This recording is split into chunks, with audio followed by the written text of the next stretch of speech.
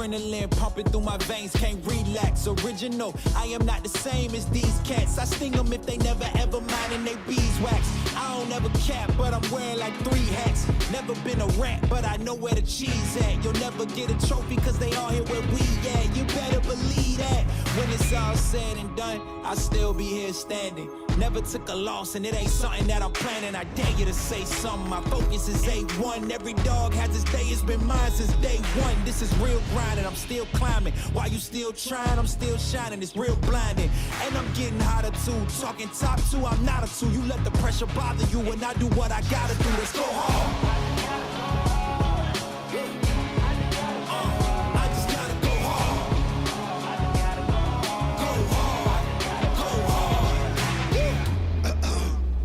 Coming close to me, flow is on atomic, I'm starting fires through poetry. The hardest out, staying loyal, no falling out. And if you step into the court, be ready, we balling out. Yeah, the coldest of teens, they know what we bring, don't try us. They know in between, we go for these dreams in silence. Hard work, don't mistake it for magic. We been shooting in the gym, this is target and practice. Yeah. And I'm just getting started, getting feet wet. It's all in repetition, ain't a secret. All facts, all black dress code. Pay me my respect, collecting every debt. Oh, the hardest. I bring the pain. Not what you used to. It's all part of the game. Yeah, I just gotta go hard. I just gotta go hard. Go hard. Go hard. Go hard.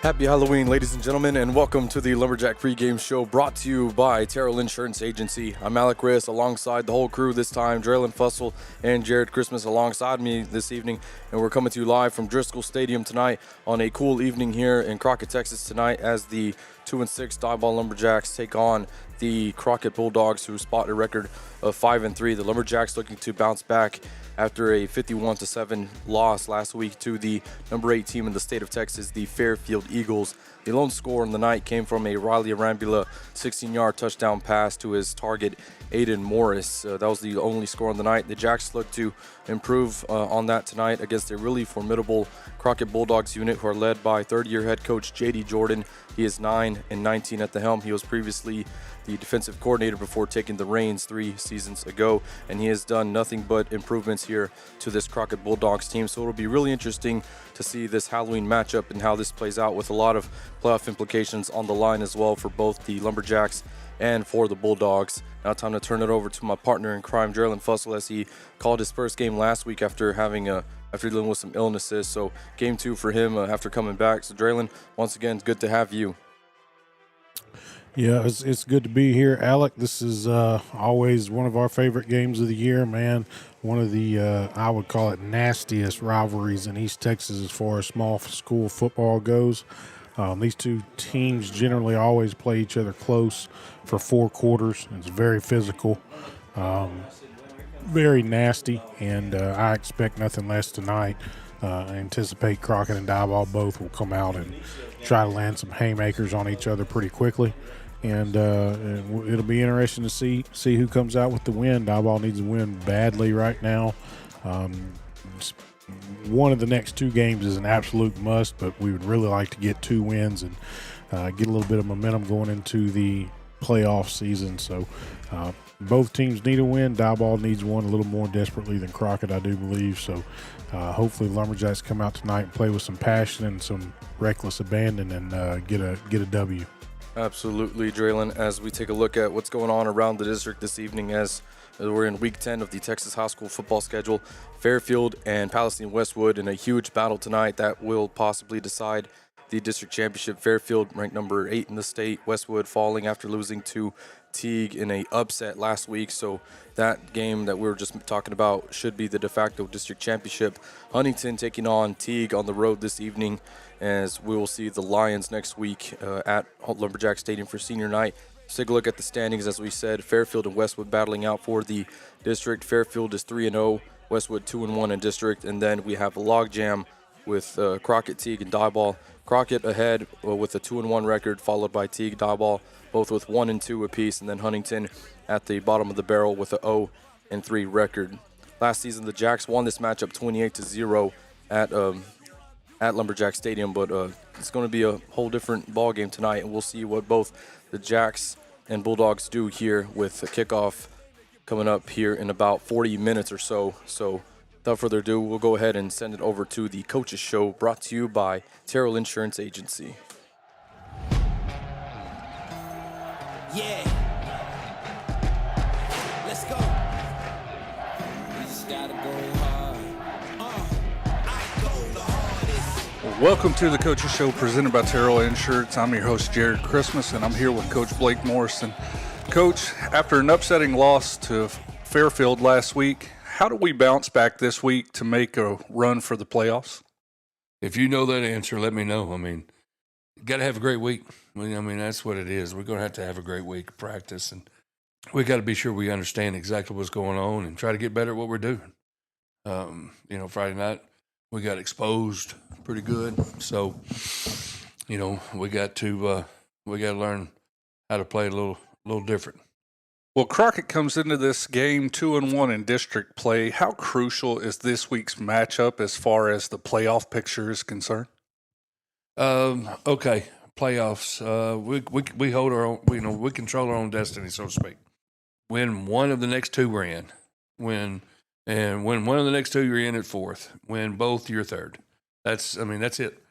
The kids know that, and they know what's in front of them. We're trying to, that's like I told them. I said, you're not just playing for yourself. You're playing for, we're 10 straight years.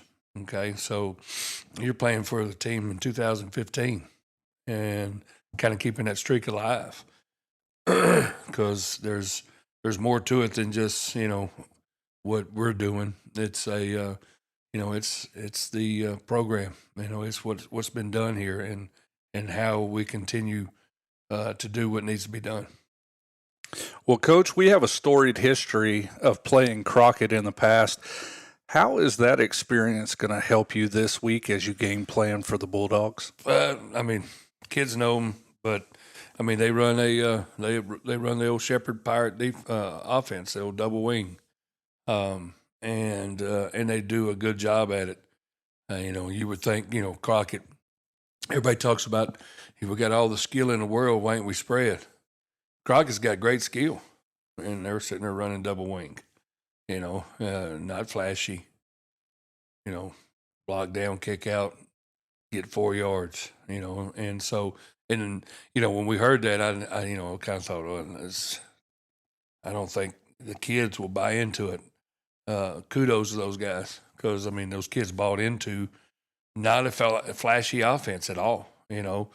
And the line has done a good job. Their backs do a real good job of doing what they're supposed to be doing. They block well, and then defensively, those guys they fly around on defense. So it's a they've done a good job. They also they believe in what they're doing. So when you got that going for you, it's you not only have to defeat a person, you got to defeat the belief.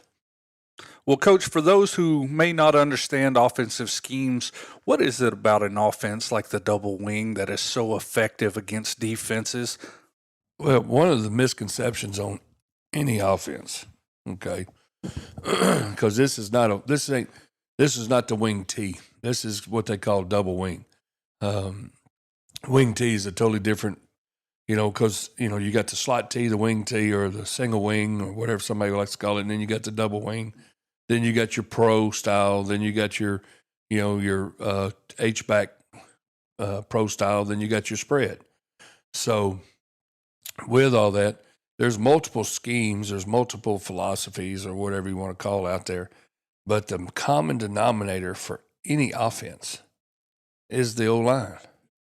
And if you don't move people, it don't matter.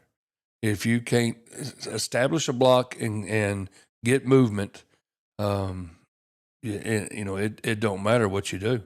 And so, with this double wing offense, there's, the biggest part of it is the ends, tight ends, and the fullback, and then the down scheme. You'll look at it, and there'll be one side of the line, they'll all block down towards. When I say down, I mean towards the ball.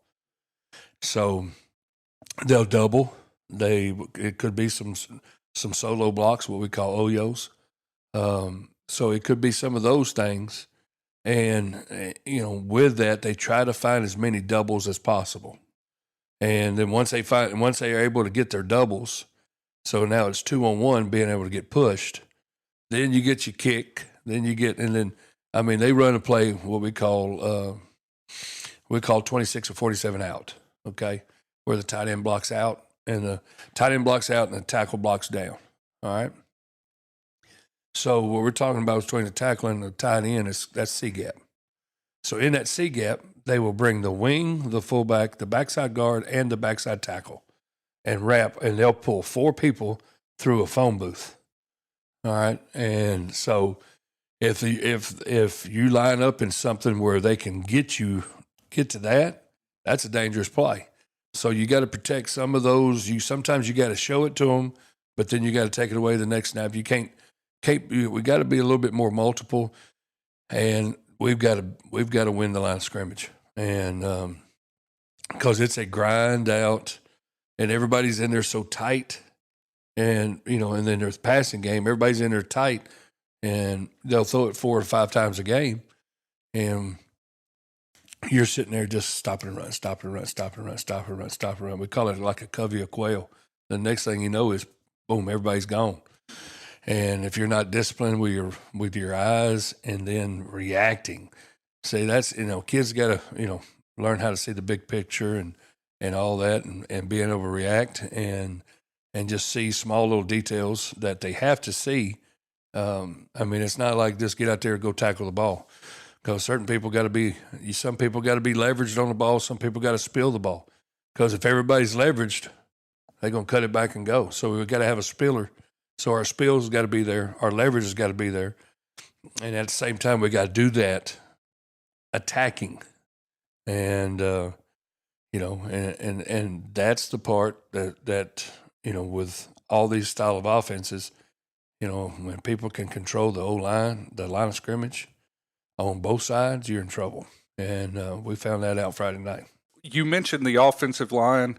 Against an offense such as Crockett's, what do you tell your defense, especially the linebackers, about playing disciplined football, coming up to play the run, but also making sure that they key in for the pass so that they don't get caught?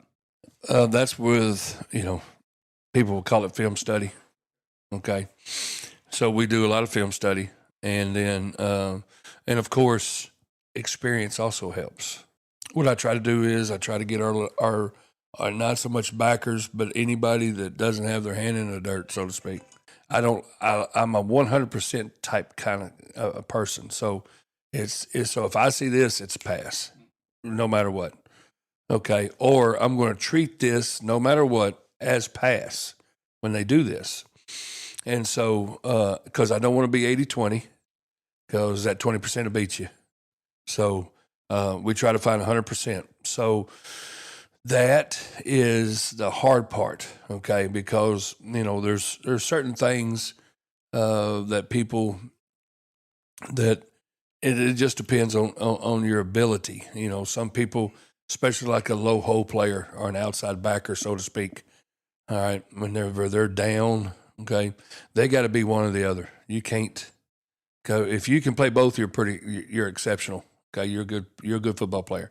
But if you're not, then we got to sit there and say, okay, this is what we got to do. Okay, and if we can recognize this and work on it in practice, I need you here. Okay, and it's a hard thing to teach, because there's about Friday night there will be 4 people on the field that have a multiple read system, so to speak, and they're going to have to be able to recognize run to pass in 2 steps, less than 2, maybe 1, or they're just the release. And so that's what practice and reps, and they're doing all that and getting it all done and trying to put our kids in the best possible scenario for what we're going to see. And then say, okay, look, if we're going to get in this, okay, this is where they're going to attack us. Okay, if we jump in this is where they're going to attack us. If they try to attack us here, that it should be a dead play, because you're spilling it already. Okay, we got to leverage, we got to spill, and we got a fitter on the top, so we should be good. So learning those things and seeing that, I mean, when you're talking the wing, this double wing, I'm talking, that fullback's angle could be at your inside shoulder, and you're trying to come in there and dig it up. Well, the next play, he's outside shoulder because they're going a little wider. So you're talking about that much, a foot or two. A foot or two, yeah. And so just that, according to what's going on. And trying to teach the kids, like I said, I say it all the time, big vision. Have big vision. So you cannot just tunnel up and say, here he comes, and I'm just looking at him, and I disregard everything else that's taking place. That's what good defensive players can take their eyes off people that are blocking them and see the ball and know that guy's coming.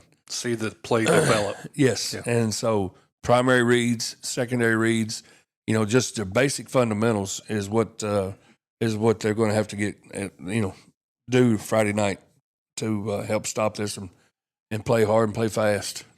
So, Coach, how does our offense match up against this Crockett defense? Okay, I think we match up a little bit.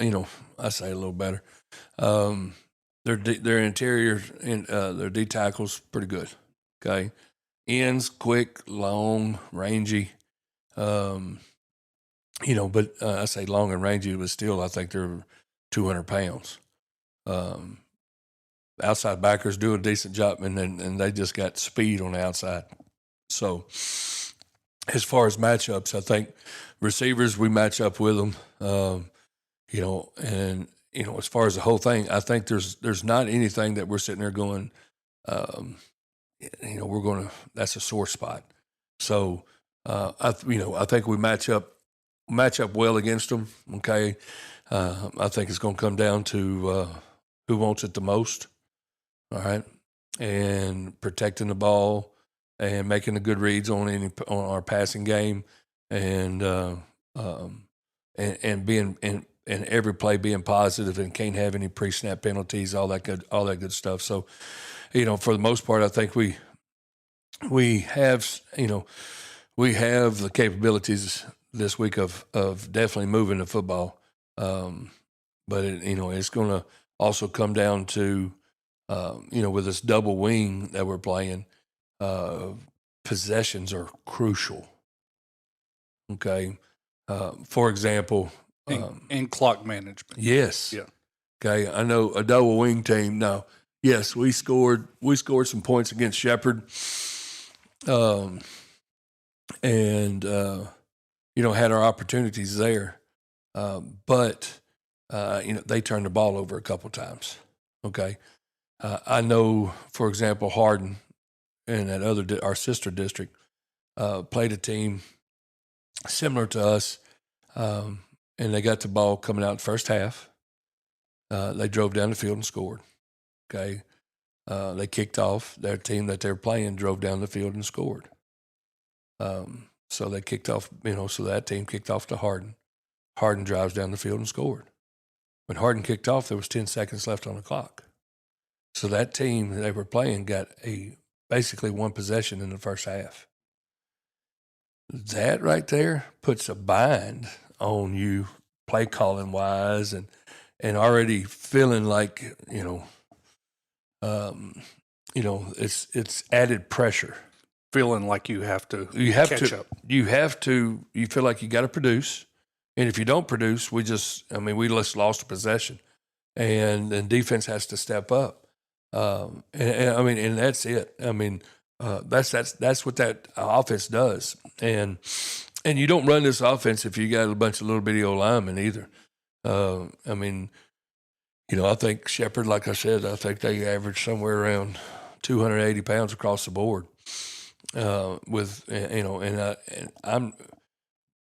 Crockett's not that big. Okay. Their tight end at Shepherd was 320 pounds and 299 pounds. These tight ends are 210 and 195. So, and I thought we did a pretty decent job against those two behemoths over in Shepherd. And so take the same approach, I think we have a good chance of being able to slow them down. But the thing is, they got a real good running back. I think they played Westwood. They gave it to him 40 times. So this kid's a junior, thick. I think he's like 5'7", 200 pounds. So he's like a little Barry Sanders looking thing. Little cannonball. And so we can't reach for the top. We're going to have to get on that waist. We're going to have to get on that strike zone and be sure that we're making good tackles and holding on. Just hold on. Wrap up.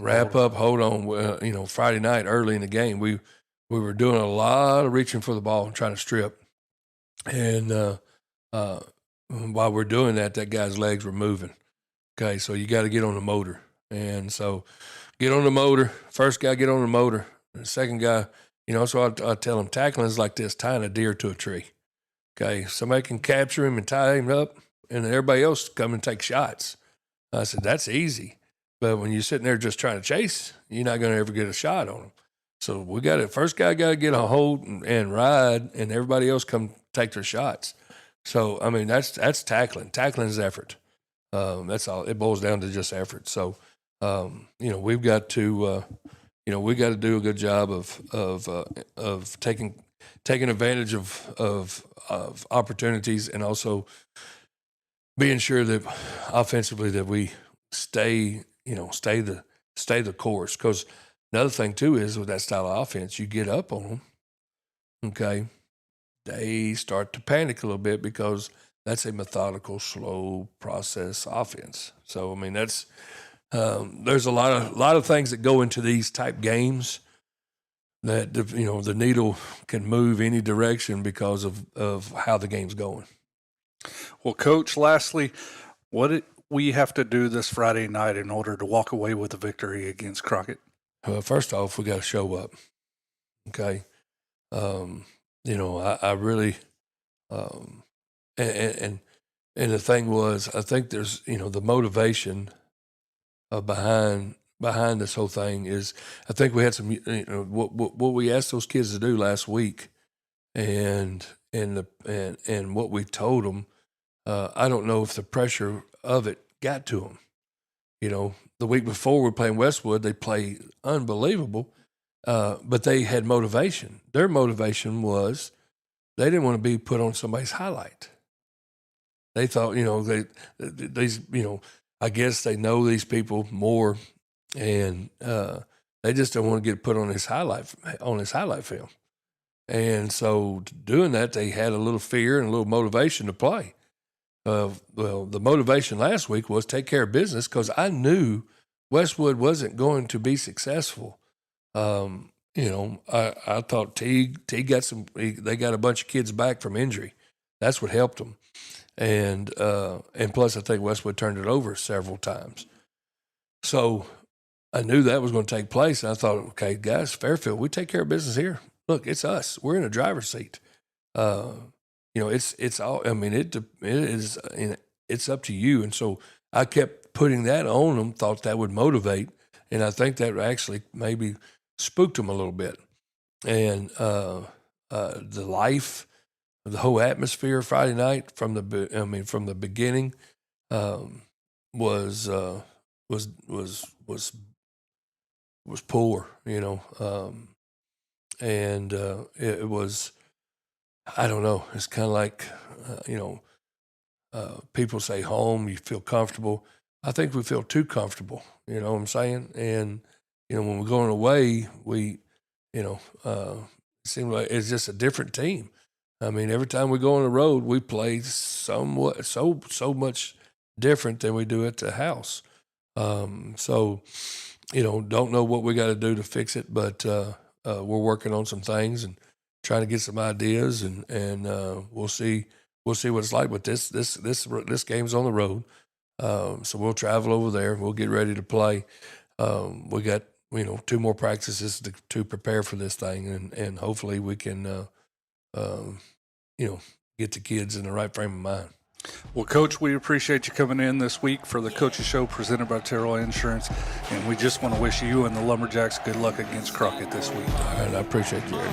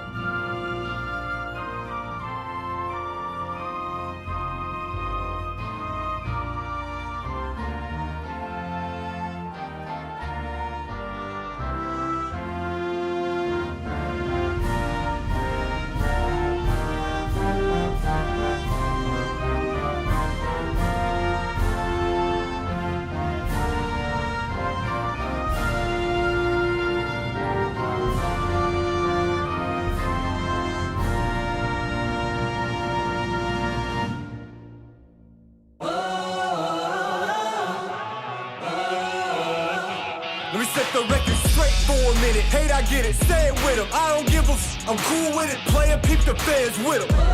Yeah, they gon' remember mine. Yeah. You are not it already. He an outlaw getting off when he calls envy. Hit the peanut gallery, they all jelly. Yeah, they gon' remember mine. Yeah. We let them say what they gon' say about us. That ain't nothing, I ain't bothered, not a problem. Haters hate, another day in dollar. Keep your money, rather have you pay the homage. Delay the profit, we go freeway on it. Yeah, the real one, not the copper. If you need reminded, holla at your Siri, ask who I'm. You can find them on the app. Yeah, they call me Peaky Blinders. You bet your bottom dollar, I'm a classic. 64 Impala, me, I been the plug. Plead the fifth when the name it get brought up. Real legend never die. Still with the business, you should cry, let it lie. Side for a 9, that's Korea suicide. Tell her one time, forever in my prime. They remember my name. Yeah. They gon' remember mine. Yeah. I've been making y'all believe.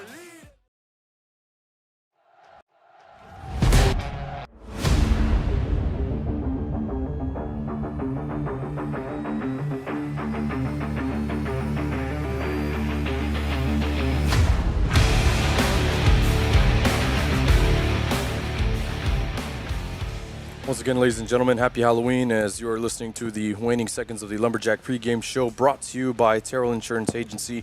Alec Reyes, Draylen Fussell, and Jared Christmas on the call with you this evening as the Diboll Lumberjacks and Crockett Bulldog captains are about to meet up at midfield for the coin toss, as the Lumberjack captains this evening will be Eli Terrell, Cade Jordan, and Sonny Rodriguez. For the Crockett Bulldogs, they have Emmanuel Salazar, as well as Josh Bell, Jakeem McKnight, Zay Butler, and Julian Adams for the Crockett Bulldogs. The Lumberjacks wearing their red helmets with the Diboll logo on both sides of the helmet, with the white face mask, with the Stormtrooper look tonight, with the white jersey, white pants, with the red numbers and red letters.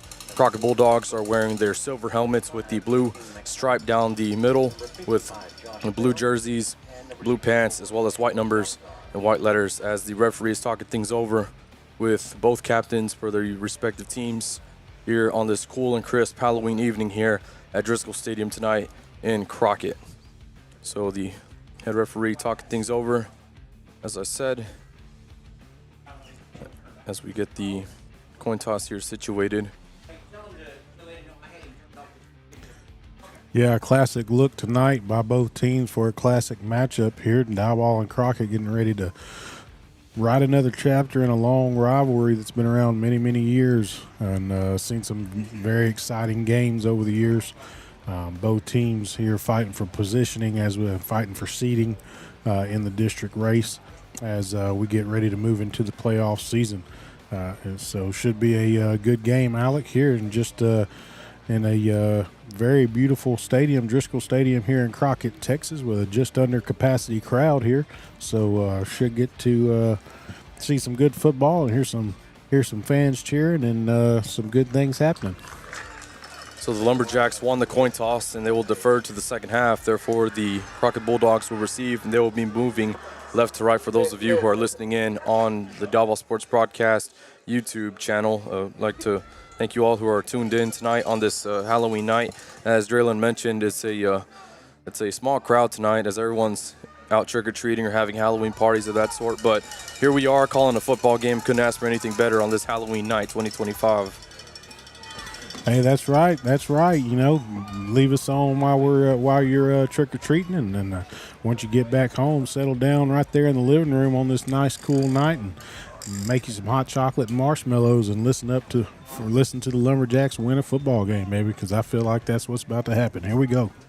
So Ivan Gomez is on to set up the tee and get it booted away. Here's the 63 degrees is the kickoff temperature tonight, and it feels awesome outside. We're up here in the press box. I'd like to just appreciate everyone from Crockett who's been taking care of us here at the press box. They fed us some cookies and pizza earlier, but thank them for the hospitality. But now it's time to get to business as Ivan Gomez is on to boot this one away. It's going to be a short sky-high kick, fielded at the 35-yard line, and then muffed, and it's going to be picked up by the Lumberjacks at the 35-yard line. Falling on top of it was Jackson Taylor, and the Lumberjacks are going to get the ball 1st and 10. short, high kick right there to the middle of the field. Kicked it right into no man's land, right around the 35-yard line. Crockett comes across, tries to catch the ball in the air, just loses the handle on it, falls down, tries to get on top of it, but it's squirted away, and nothing but white jerseys and red helmets on that side of the field there. Diboll falls on the ball. Great field position to start this drive, as you could tell from my more than enthusiastic friend here clapping next to me in the press box. So it'll be Riley Rambia leading the charge as the Lumberjacks have the ball 1st and 10 on the Crockett 37-yard line after the recovery by Jackson Taylor on the short kick, as it'll be Xander Rambula, Riley's cousin, getting the ball, and he is going to be stopped for no gain on the play. It'll bring up 2nd down for the Lumberjacks. Nothing doing right there for the Lumberjacks. Hand off to the right side there. Xander gets no yards. 2nd down and 10. Good stop by the Bulldogs. First play of the game. So Aiden Morris is taking his spot at the receiver position. Jackson Taylor is going to be on the opposite end, and the slot is Kiwi Dill as 2nd down and 10. It's going to be a 2-receiver set, right, 1 left, and Rambula is going to get his number called once again, and Xander is going to be brought down at about the 32-yard line.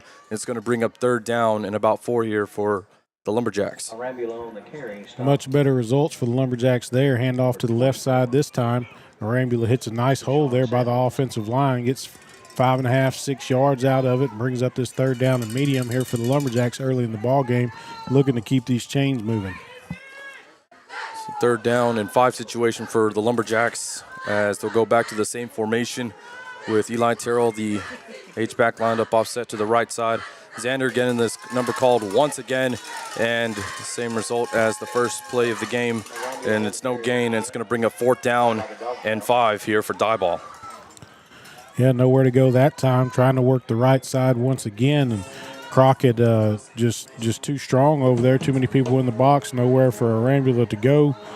Brings up 4th down and same distance. So looks like Diboll is going to stay out on the field. Wouldn't surprise me to see some kind of freeze play here, see if we can get some movement across that line of scrimmage. 4th down and 5. Ty Jones in at running back. Riley Rambula dropping back to pass. He's looking deep for Kiwi Dill, and it's just going to fall out of his fingertips, but there's a flag here on the near side of the field. Let's see what this is.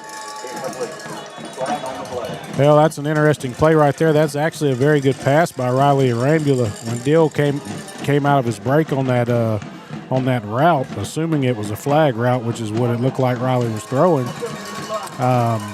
that ball was laid kind of towards the pylon, and Dill flattened out kind of straight towards the sideline. So unfortunately, that was a penalty against the Lumberjacks, and the Bulldogs have declined. So I'm going to bring up 1st down and 10 for Crockett here at the 32-yard line. So the turnover on downs will result in the 1st and 10 now for Crockett, as the Lumberjacks are going to have 5 defensive linemen to counter this flex-bone offense that the Bulldogs have been running all season long. They've been running it very efficiently as the quarterback gets under center as the H-back comes in motion left side and just plows up the gut down to the 35-yard line is where the dog pile will result, and that's going to bring up 2nd down and about 3 to go. Well, that old double wing T-flex style offense Crockett's running, Diboll should be familiar with it. We've seen it a few times this year.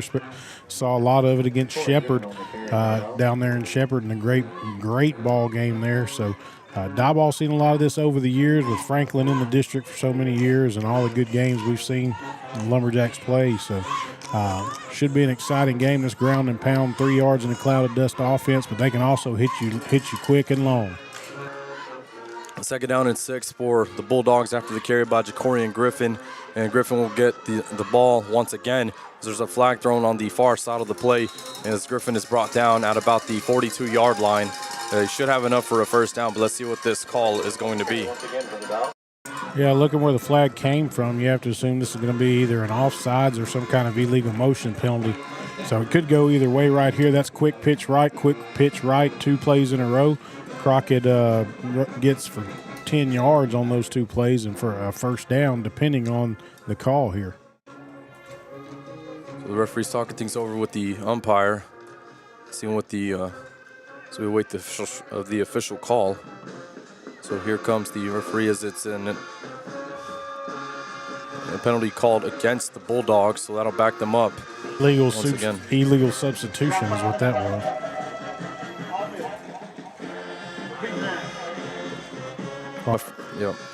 My first guess was an eligible receiver downfield, but that's when you're patting your head. He was patting his shoulder. So it's going to bring up second down and 11 after the penalty, and looks like the Lumberjacks are going to burn their first timeout of the half. And we'll take one with them as you're listening to Diboll Lumberjack Football on YouTube through C4 Media. Terrell Insurance has been a proud supporter of Diboll Lumberjack Athletics for over 30 years. From the Lumberjack Cups of the 90s and the touchdown footballs of the 2000s, Terrell Insurance has been there for the Jacks.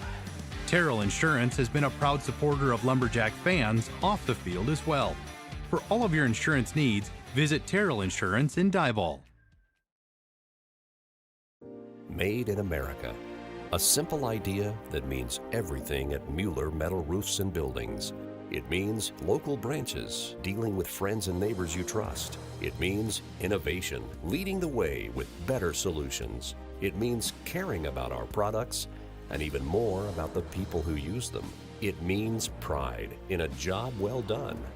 Mueller, made in America, made to last.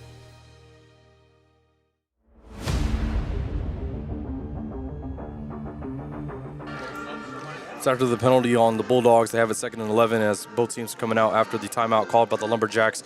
As getting the handoff is Zay Butler around the right side. Another flag thrown from the near side as Butler's going to be slammed down by Emilio Lopez down at the 40-yard line. And we'll see what this call is. This could either be a hold or offsides. Yeah, that's another flag thrown by a side judge there. Crockett handing that ball off, running flat down the line on the left side. Okay, they're going to waive that penalty off right there, so no flag against Crockett. It's going to turn into about an 8-yard gain for the Bulldogs, bring up third down and 1. As I was saying, they handed that off to the left, just kind of ran flat down the line until they got outside and turned it up, and for a good 8-yard gain before the Lumberjacks could get him on the ground. So it'll be 3rd and 1 for the Bulldogs at their own 41-yard line. As it'll be Griffin getting the quick pitch, and he bounces it outside, and he's going to be brought down by Aiden Chavis as well as Barrett Price as he stiff-armed a would-be tackle, and he's going to be brought down for a first down. Well, that's that quick pitch to the right side again, so they've run 4 plays now. We've got 3 quick pitches to the right side. Diboll did a great job bottling that up right at the line of scrimmage. He bounces outside for about a gain of 2, but just enough for a first down. So after the carry by Butler, the Bulldogs have the ball 1st and 10 at their own 45-yard line with 8:28 remaining here in the first quarter of action as we're still scoreless on Halloween night. The Bulldogs breaking the huddle. Under center for them is the sophomore quarterback, Jalen White. As White's barking out the counts, Butler coming in motion. He's going to get the pitch up the gut, and he's going to be brought down at the shoestring by Luis Arambula. And then a pile of Lumberjack tacklers coming in to clean him up for pickup of 5, and he's brought down right at midfield. It's going to bring up 2nd and 5. Quick pitch to the left that time. He doesn't take that outside. He hits it right up behind the center, and Diboll does a good job getting to him. But those Crockett running backs are just driving their legs tonight and getting 1, 2, 3 yards after contact. Brings up 2nd down and 5. Diboll doing a good job tackling. Just got to get him on the ground earlier. 2nd down and 5. As it's going to be a handoff to the wing back, and he's going to be stopped for no gain as a swarm of Lumberjacks comes in and makes the stop on the ball carrier, Jacorian Griffin, and it's going to bring up 3rd down and 6 on the play. Yeah, that's that old wing back trap play right there. Wing back, they pull 2 linemen. Wing back comes back in, goes right up the center's butt and tries to sneak it up the middle. Diboll does a great job. Defensive line does a great job not rushing too far upfield and closes that off right at the line of scrimmage and makes a stop for no gain. 3rd down and medium here for the Bulldogs. So the Bulldogs, are going to put a receiver out wide to the left. It's Aaron Hall as Butler's going to get the handoff. He spins out of a tackle, but he will not spin out of the swarm of Barrett Price and Emilio Lopez as it gets stopped for a loss in the play, and it'll bring up 4th down and 7 for the Bulldogs, and it looks like they're bringing out the punt unit. That's that quick pitch again. Quick pitch to the left side this time. Diboll's defensive line continuing to do a good job there at the point of attack, and running back gets to the edge but can't go any further as the defensive line and linebackers combine to gang up and stop him for a loss of 1. Brings up 4th down and long, and Crockett brings out a punter, kid with a good leg from what we saw in warm-ups. So it'll be Javon Bolton booting it away. Tyrese McMillan back deep to receive this punt for the Lumberjacks, as McMillan's just going to let this one roll inside of the 8-yard line, as that's where the Lumberjacks will set up 1st and 10, as they will have 92 yards of field to work with. For those of you that are listening in on the Diboll Sports broadcast live stream on YouTube, we have 10 of you listening in. We'd really appreciate if you could engage with us by commenting on the live chat, telling us where you're listening in from. Just tell the Lumberjacks something encouraging, and also shouting you guys out on the air. We really appreciate it, as well as liking and subscribing to the Diboll Sports broadcast channel as the Lumberjack offense gets set here in just a moment. You know, as I was saying, that kid, we were watching him in warm-ups. He was pretty consistent, 35, 38 yards in the air, and this time he gets a boot and rolls all the way down to the 8-yard line. Very nice punt. So on 1st and 10, Lumberjacks are going to go to they're going to go into an old wing T look, and it'll be Riley Arambula, who wasn't able to get the handoff in time. He's going to be stopped for a loss in the play. It was a busted play, and it's going to result in a loss. 2nd down coming up. Yeah, it looked like Riley dropped the snap there. They got under center, and the ball was snapped. It looked like he actually dropped it, turned around, couldn't get rid of it, and had to spin around and just try to make something out of nothing, but never got back to the line of scrimmage. Bulldogs 3-yard loss here early. So 2nd down and 13, and and once again, 2nd time in a row that the ball is fumbled on the snap, as it's Osani Rodriguez who picked it up and did what he could with it, and it's going to bring up 3rd down and 13 to go here for Diboll. Yeah, it's the same thing. They get under center again, snap the ball, and drop the snap. And once you drop that snap, the timing of the play is thrown off. You end up with a quarterback just trying to scramble around and do what he can.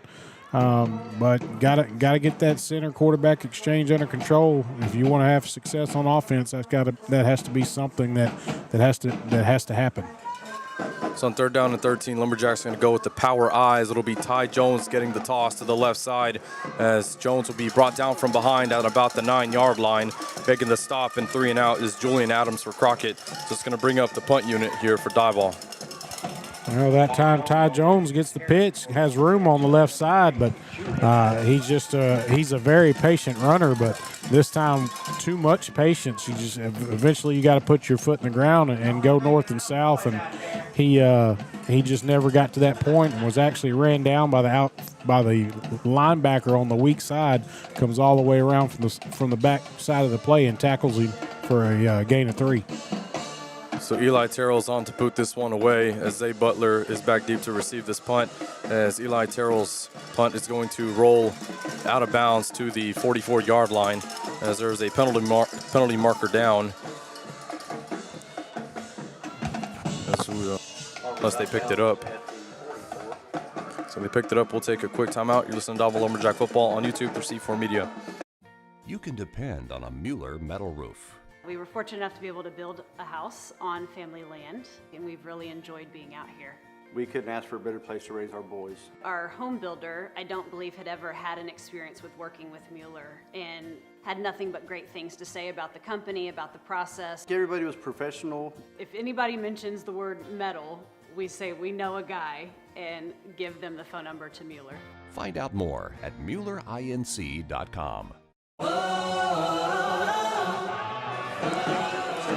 It's 1st and 10, Crockett at the Diboll 44-yard line, as everyone but the center moved on that one for the Bulldogs, and just going to back them up 5 yards, 1st and 15.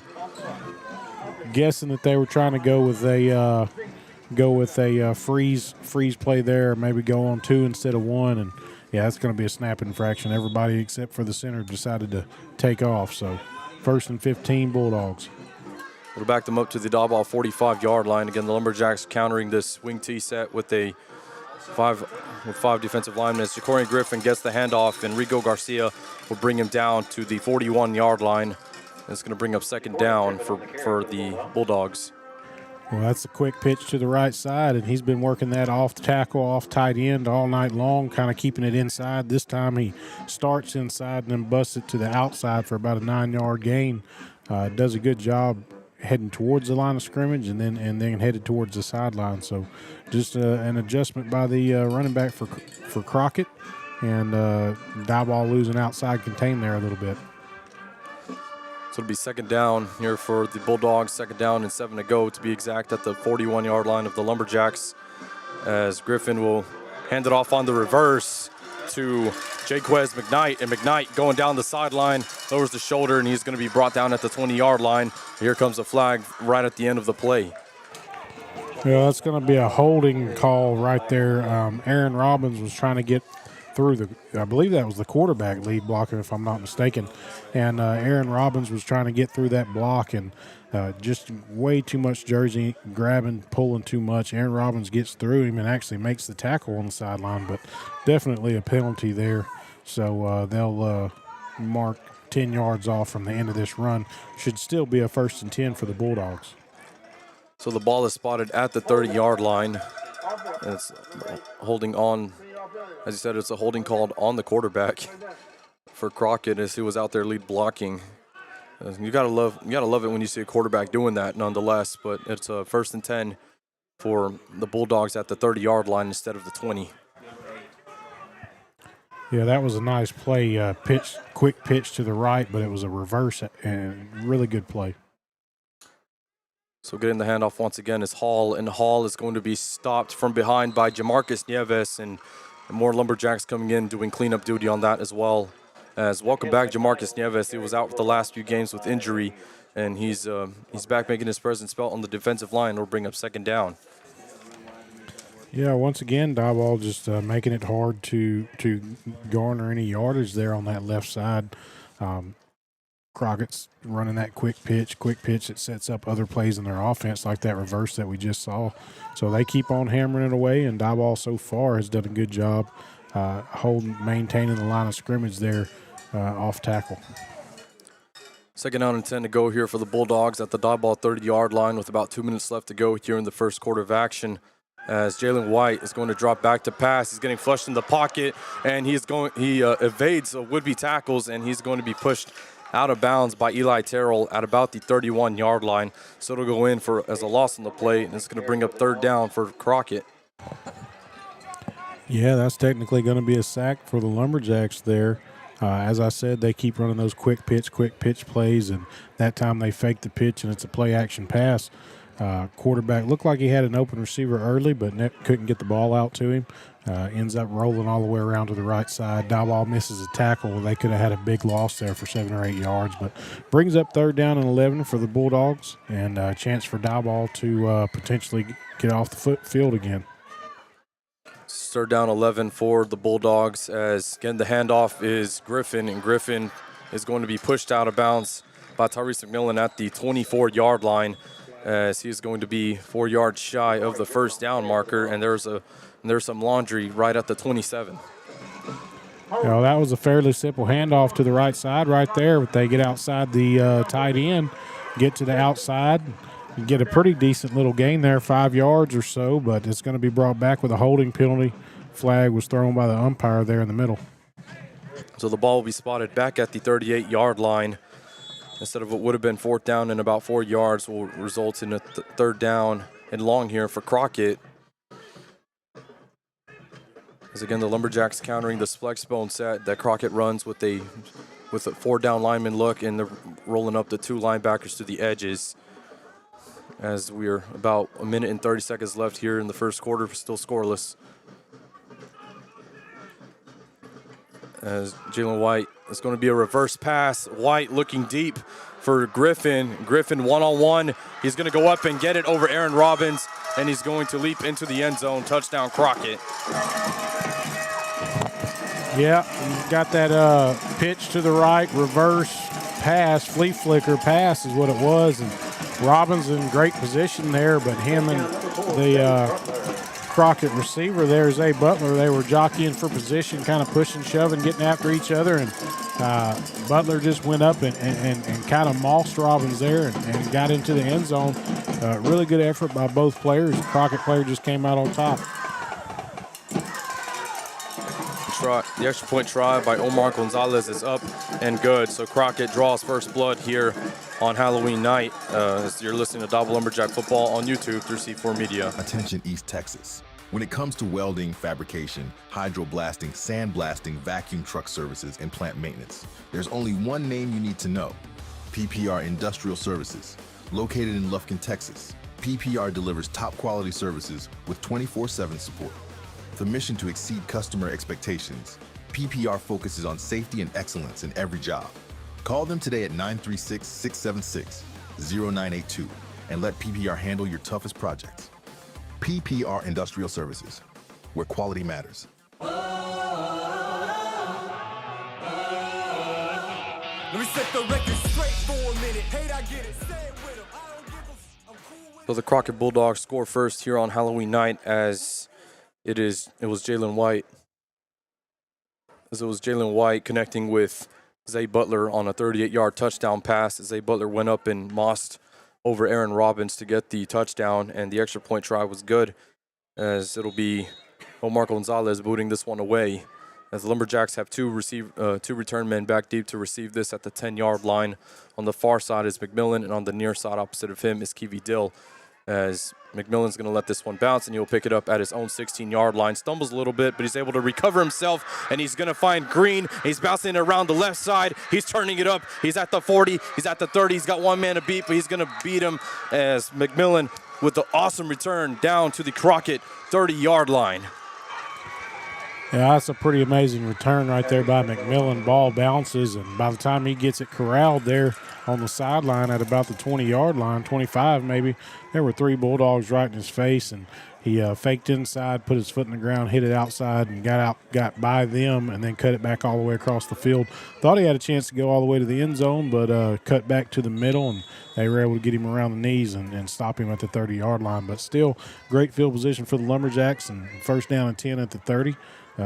Chance to come back with a quick answer. We have 1:03 remaining here in the first quarter of action. Crockett leads 7-0. Lumberjacks going back to the wing T set. Xander Rambula getting it up to gut as he breaks would-be tackles, and he's going to be brought down at the 19-yard line for a first down on the play. It's an 11-yard run, and the Lumberjacks are in the red zone. Yeah, it's pretty interesting here. Diboll coming out in that power I set once again. This time the center quarterback exchange goes good, and you end up with a 10-yard gain and a first down for the Lumberjacks at the 20-yard line with 39 seconds remaining in the first quarter. Lumberjacks going quickly on the snap. First and 10 as they're going to flip this play. It's Jones and Arambula, the running backs, as Arambula follows his blocker, and he's going to plow forward for a pickup of 4 on the play down to the 16-yard line. As we'll see if the Lumberjacks have time to run one more play before the end of the quarter.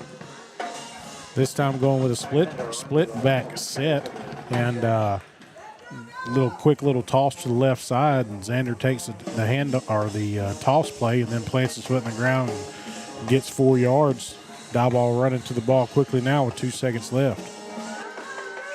And Riley Rambula is able to get the snap off in time as Xander plows forward for 2 yards in the play.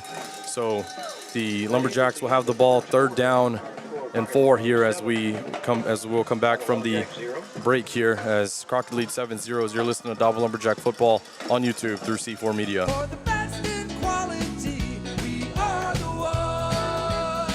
America loves a winner. The proof is in our fascination with sports. In the years since Terrell Insurance Agency has been here, we've witnessed 25 World Series championships and Super Bowls. It's a fact that good teams come and go. A team that wins it all one year might finish at the bottom just a few years later. At Terrell Insurance Agency, we pride ourselves on our stability. Through all the years, we've been able to say we are the one through the good times and the bad. You can count on us. That's a promise from our family to yours. Terrell Insurance Agency, 902 North Temple Drive. Made in America. A simple idea that means everything at Mueller Metal Roofs and Buildings. It means local branches, dealing with friends and neighbors you trust. It means innovation, leading the way with better solutions. It means caring about our products and even more about the people who use them. It means pride in a job well done. Mueller, made in America, made to last. Attention East Texas. When it comes to welding, fabrication, hydroblasting, sandblasting, vacuum truck services, and plant maintenance, there's only one name you need to know: PPR Industrial Services. Located in Lufkin, Texas, PPR delivers top quality services with 24/7 support. With a mission to exceed customer expectations, PPR focuses on safety and excellence in every job. Call them today at 936-676-0982 and let PPR handle your toughest projects. PPR Industrial Services, where quality matters.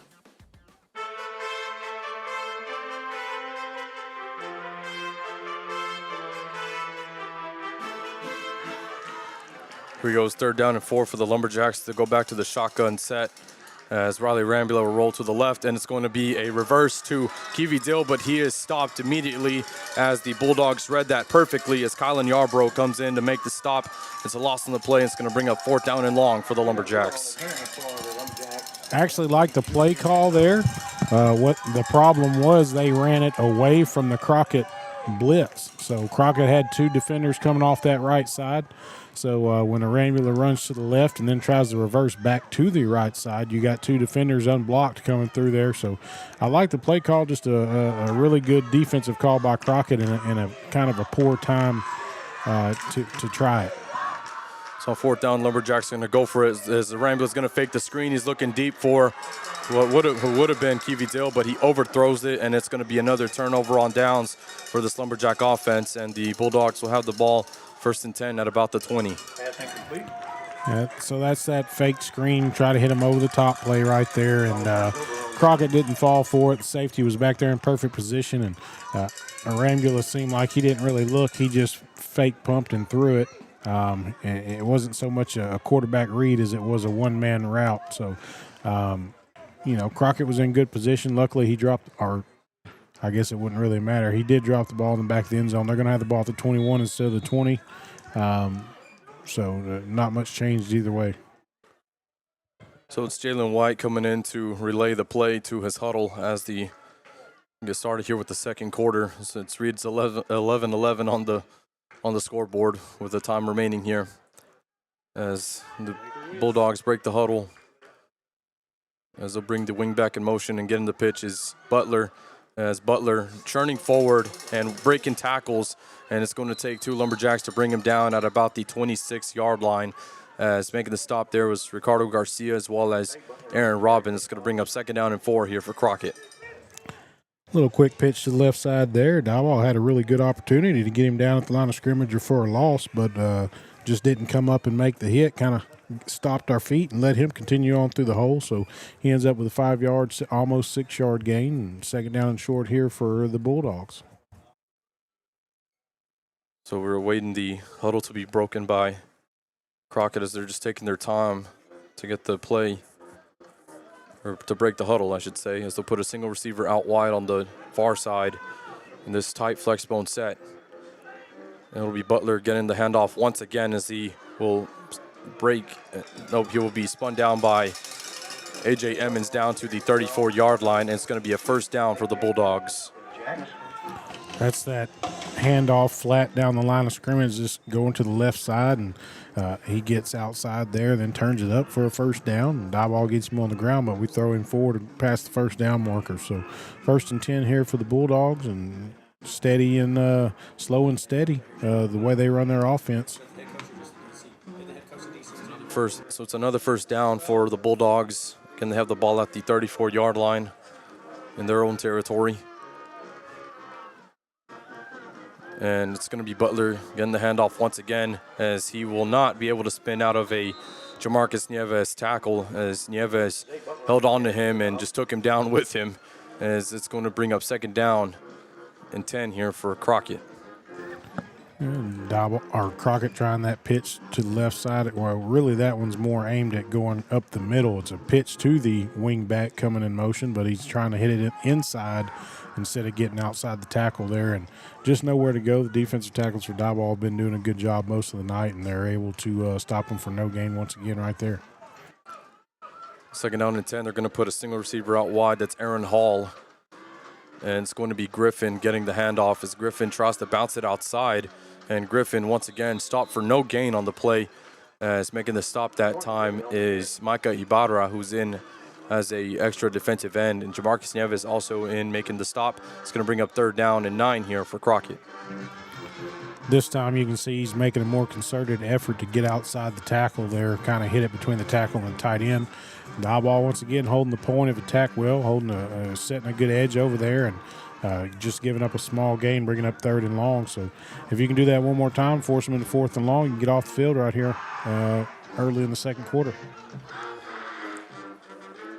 So Aaron Hall's coming over to the sideline to see what's going on as we got 5 seconds remaining on the play clock. The Bulldogs may have to burn a timeout here, and that is exactly what they will do, as we'll go ahead and take a timeout with them. You're listening to Diboll Lumberjack Football on YouTube through C4 Media.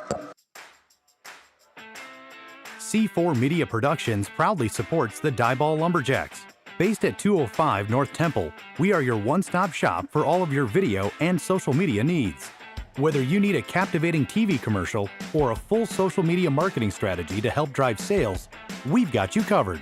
Call us at 936-304-0707 or visit c4mediapros.com.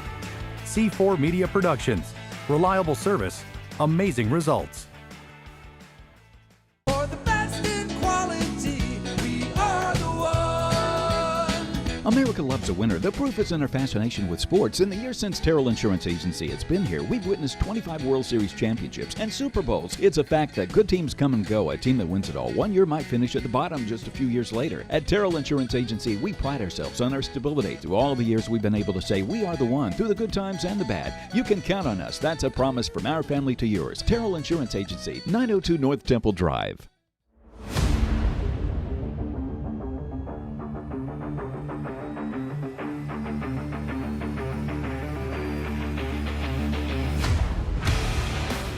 Third down and 9 for the Bulldogs at their own 35-yard line.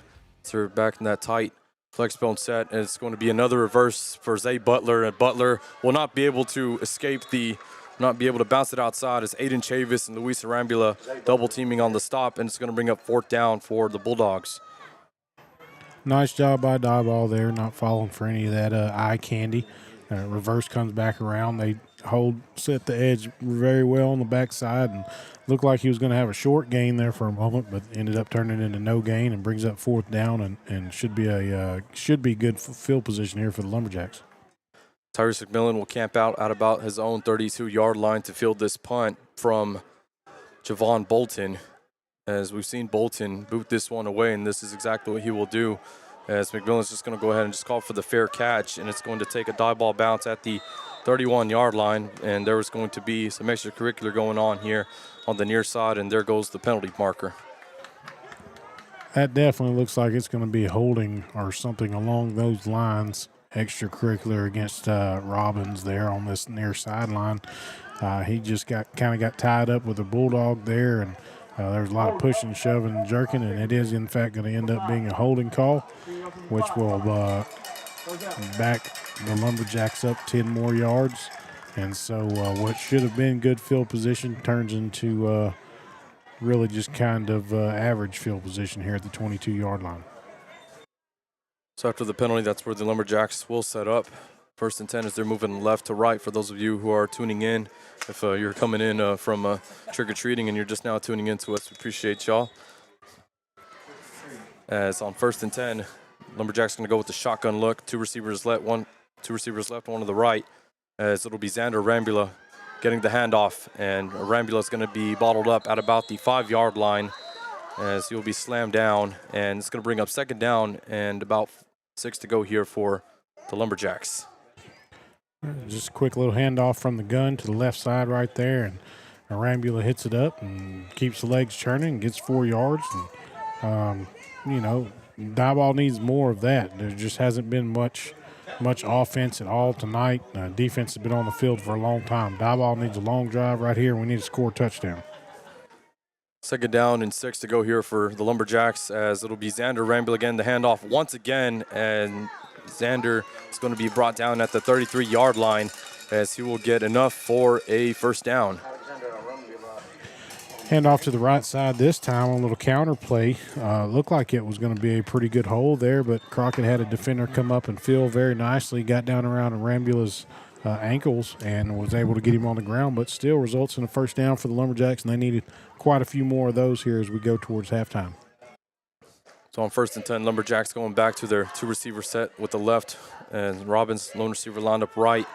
Eli Terrell is the H-back, lined up offset to the right. Ty Jones in at running back this time, as it'll be a toss to Aaron Robbins on the curl route from it'll be Aaron Robbins on the reception from Riley Rambula, as they're going to go ahead and give him forward progress to the 39-yard line, as Robbins was still up and churning. It's going to bring up second down and about 5 here for Diboll.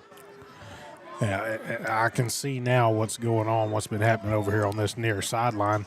Robbins is out there out wide, matched up with number 4, Zay Butler, who just so happens to be the young man who caught the long touchdown pass. So there's a war of wheels going on over here on the near side between these two players, and Robbins gets the best of him on that play. Second down and 4 for the Lumberjacks, as it'll be Ty Jones getting the handoff this time, as he will spin forward and down to about the 42-yard line, as the Lumberjacks are going to need one more yard after this, and it's going to bring up third down. Quick handoff to the left side right there. Jones does a great job tucking it up inside and gaining a few yards. Crockett did do a good job getting him down. I thought he was going to have a first down there whenever he first took the handoff, but it brings up a 3rd down and 2 here for the Lumberjacks. And in my opinion, unless you lose yardage here, you're using 2 opportunities to get this first down. 3rd down and 2 here for the Lumberjacks, as Jones will get his number called once again, and Jones will get the first down as he's brought down at the 45-yard line, as we have about 4 minutes and 45 seconds remaining here in the second quarter. Basically same play, little counter play to the left. Jones hits it up inside for a 3-yard gain and a first down. That's what you need to do if you're Diboll right now. You got to get some points on the board. We're coming up 4 minutes and 35 seconds left before halftime, and you're sitting up there with a goose egg. So now's the time. We got to drive down and score here and tie this ball game up. So after the Ty Jones run, it's 1st and 10. Lumberjacks, 2 receiver set left, 1 to the right, as Riley Rambula fakes the pump, and he's going to look deep for Aaron Robbins, who comes up and gets it. That's Aiden Morris on the reception that time, and he's got it down to the 25-yard line, and a huge gain on the play for the Lumberjacks and a first down. Yeah, that was a great job by Morris. The throw by Rambula was fairly good, but the coverage was great over there by the Crockett Bulldogs, and Morris was able to fight through the coverage there and get to the ball. And like I say, the throw was very good. It was right on the money, but Crockett had it defended well. Just that's a one-on-one matchup, and Morris comes out on top and sets Diboll up with a 1st and 10 at the 26-yard line. It's on 1st and 10 for the Lumberjacks. It's Ty Jones, the freshman running back, turning forward, and he'll be brought down at the legs at about the 23-yard line. So it's going to bring up second down after the run from Ty Jones. Ty Jones on the carry. Jones doing a good job, just gaining some positive yards there. Looked like Crockett had some guys in the backfield, but he was able to get through the line there. Guy got around his legs and got him down, but honestly, just the 3-yard gain was actually a very good play, very good run by Jones.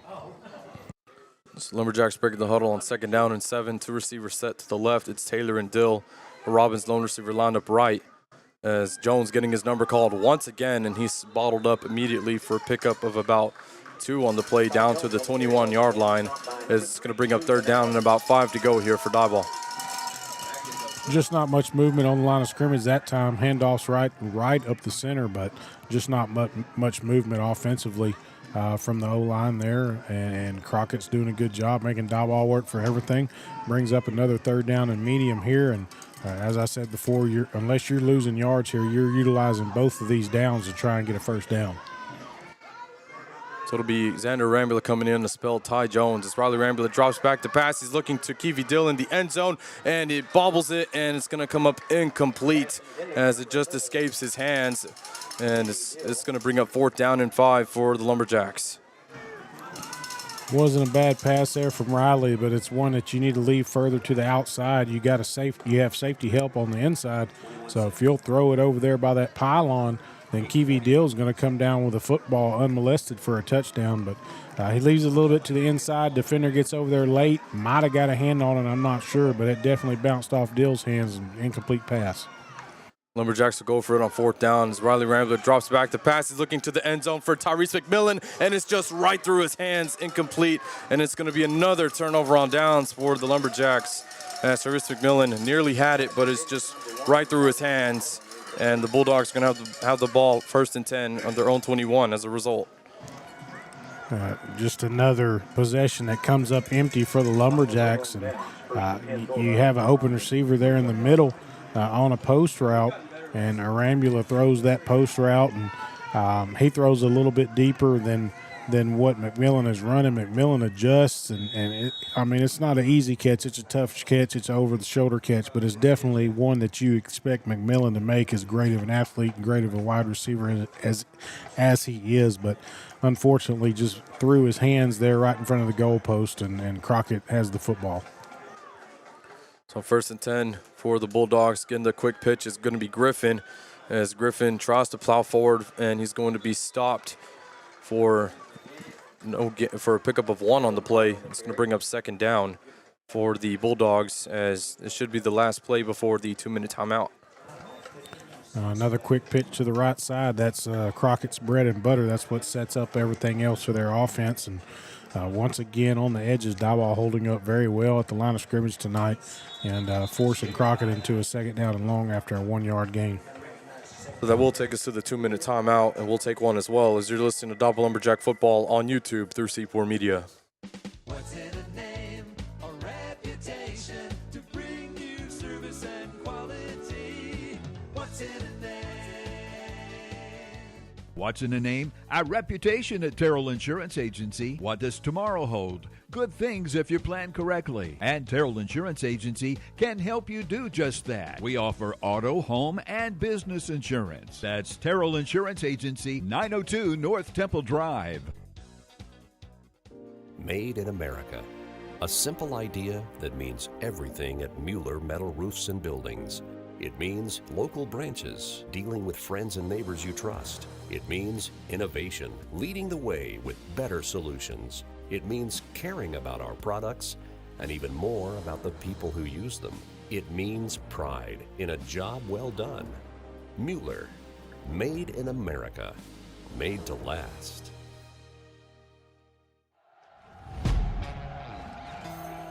Yeah. Let's go. We just gotta go hard.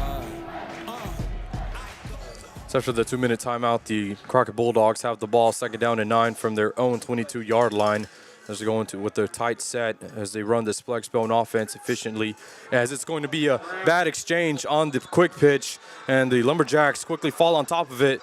Lumberjacks say they have it, and they do, as Lumberjacks will have the ball at the 15-yard line. Couldn't see who came up with the fumble, but nonetheless, it's 1st and 10, Lumberjacks inside the Crockett 15. I believe that was Eli Terrell that came up with the fumble recovery right there, coming off the left side of the defense. Crockett trying to run that quick pitch again to the left side, and this was one that was aimed more up the middle rather than off tackle. And pitch just came in a little hot and a little high, right through his hands, and Diboll's defense fell on the ball. 1st down and 10 at the 15. So on 1st and 10, Riley Rambler will just hand it off to his cousin Xander, and Xander's going to be brought down at about the 13-yard line as the clock is ticking with 1:45 remaining here in the 2nd quarter of action. The Lumberjacks still have a lot of time to work with, and it's 2nd down and about 7 to go here for the Lumberjacks. Yeah, nice positive run on 1st down by Xander. Feel like if he'd have cut that backside, he may have had 6 points, but we'll take the positive yards on 1st down. And on 2nd down, Xander getting his number called once again. He breaks the tackle, but the Crockett blitz is going to get to him. It's making the stop was to Sean Sandals, and it's going to bring up 3rd down and about 8 here to go for Diboll, and Coach Morrison's going to burn a timeout. So we quick handoff to the right side right there. Xander just nowhere to go. Way too much trash in the backfield. Way too too much penetration by the Crockett defense, who was kind of selling out against the run there. Brings up a 3rd down and 8 here. You got 1 minute and 10 seconds left before halftime.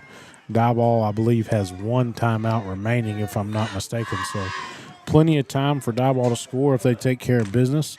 But it's already 3rd down, and you have to have something positive here on 3rd down to really consider going for it on 4th. You've already had this 3 turnover on downs in Crockett territory tonight, so we really need points right here. The clock's running down fast. Both teams are running the ball a lot. The amount of possessions in this game is going to be extremely low, so you can't just keep blowing opportunities to score touchdowns here. So the Bulldogs have had their discussions, and as well as the Lumberjacks having final discussions on their sideline as the Crockett defense is back out on the field with 1 minute and 10 seconds remaining here in the second quarter of action from Driscoll Stadium in Crockett, Texas on Halloween night. I'd like to thank Jim Morrison, who was listening in, as he's listened in to us for the last few weeks. Mr. Morrison, thank you so much for listening in. We really appreciate really appreciate you, and thank you for listening in tonight. As Lumberjacks back out on the field, 3rd down and 8, 2 receivers set left, 1 to the right for Riley Arambula. As it's going to be a play-action pass, and he's going to go to the flat for Eli Terrell, who lowers the shoulder, and he is brought down at the 6-yard line as he's going to get a 1st down on the play, and it'll bring up 1st and goal for the Lumberjacks with the 1:05 remaining in the second quarter. Very nice play call right there by the Lumberjacks. A little play-action pass, sprint to the right, hit the H-back in the flat there, and he's got the sure hands there. Just turns upfield, gets just enough for the 1st down. 1st down and goal from the 6. So plenty of time here, 52 seconds as the clock ticks away, but that's plenty of time to run several plays if you don't waste any time between plays, which we're doing right now. So Lumberjacks having to break the huddle quickly as got 5 seconds remaining on the play clock. As Arambula will get the snap off in time. He's going to hand it off to his cousin Xander, who's going to be, it's Riley Arambula keeping it himself, and he's going to dive into the end zone. Touchdown, Lumberjacks.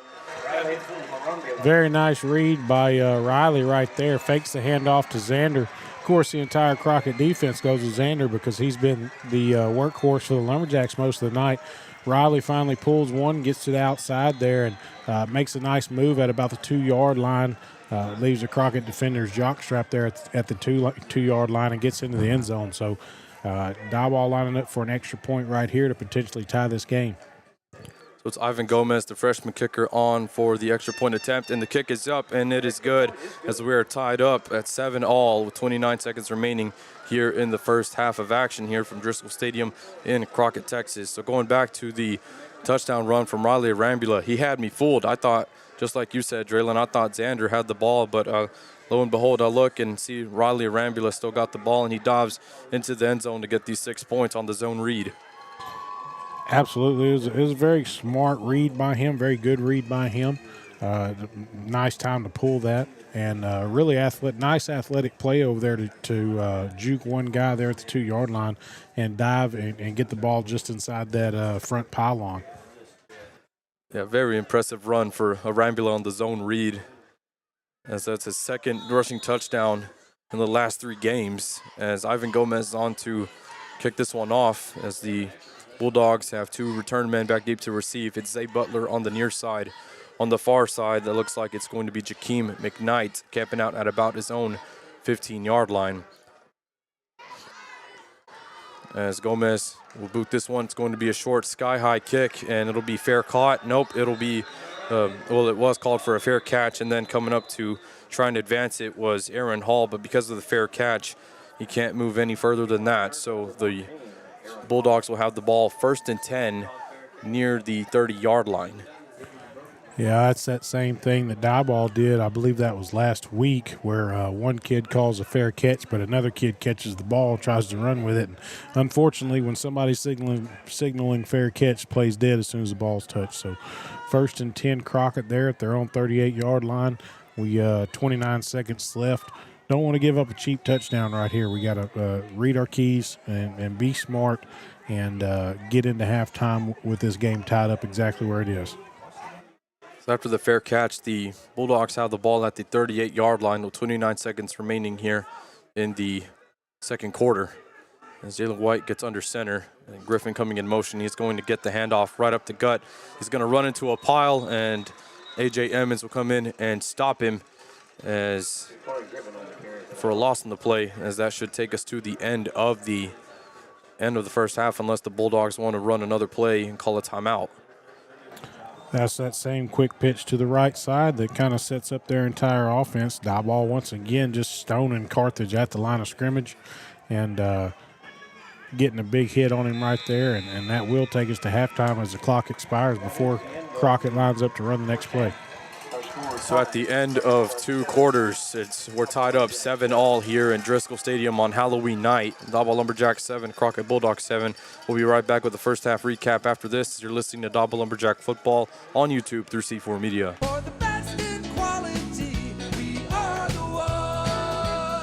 America loves a winner. The proof is in our fascination with sports. In the years since Terrell Insurance Agency has been here, we've witnessed 25 World Series championships and Super Bowls. It's a fact that good teams come and go. A team that wins it all one year might finish at the bottom just a few years later. At Terrell Insurance Agency, we pride ourselves on our stability. Through all the years, we've been able to say we are the one, through the good times and the bad. You can count on us. That's a promise from our family to yours. Terrell Insurance Agency, 902 North Temple Drive. Made in America. A simple idea that means everything at Mueller Metal Roofs and Buildings. It means local branches, dealing with friends and neighbors you trust. It means innovation, leading the way with better solutions. It means caring about our products and even more about the people who use them. It means pride in a job well done. Mueller, made in America, made to last. Attention East Texas. When it comes to welding, fabrication, hydroblasting, sandblasting, vacuum truck services, and plant maintenance, there's only one name you need to know: PPR Industrial Services. Located in Lufkin, Texas, PPR delivers top quality services with 24/7 support. The mission to exceed customer expectations, PPR focuses on safety and excellence in every job. Call them today at 936-676-0982 and let PPR handle your toughest projects. PPR Industrial Services, where quality matters. C4 Media Productions proudly supports the Diboll Lumberjacks. Based at 205 North Temple, we are your one-stop shop for all of your video and social media needs. Whether you need a captivating TV commercial or a full social media marketing strategy to help drive sales, we've got you covered. Call us at 936-304-0707 or visit c4mediapros.com. C4 Media Productions. Reliable service, amazing results. Let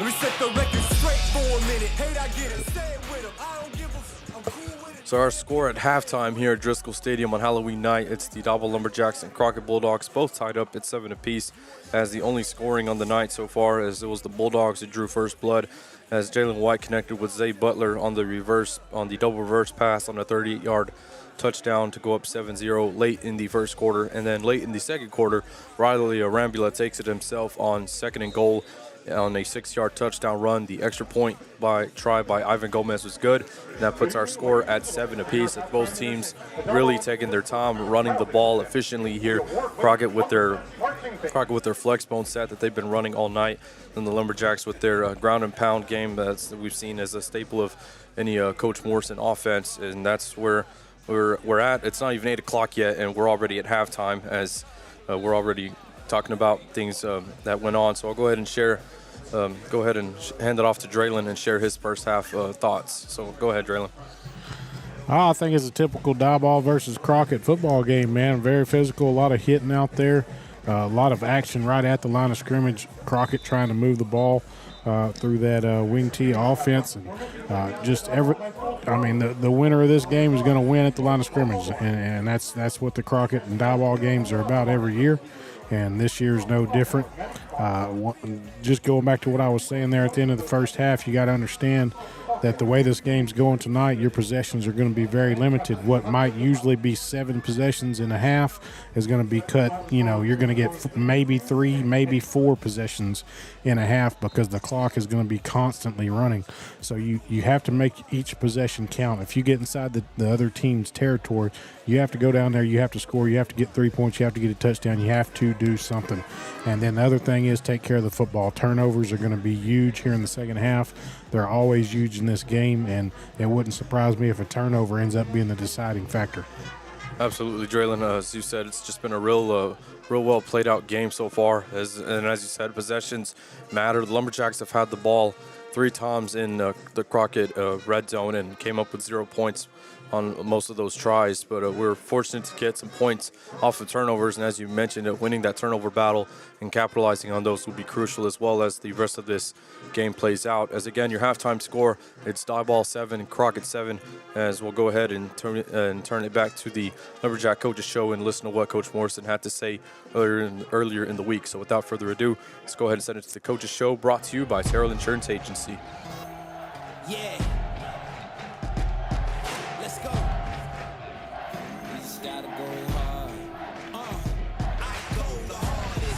Welcome to the Coaches Show presented by Terrell Insurance. I'm your host, Jared Christmas, and I'm here with Coach Blake Morrison.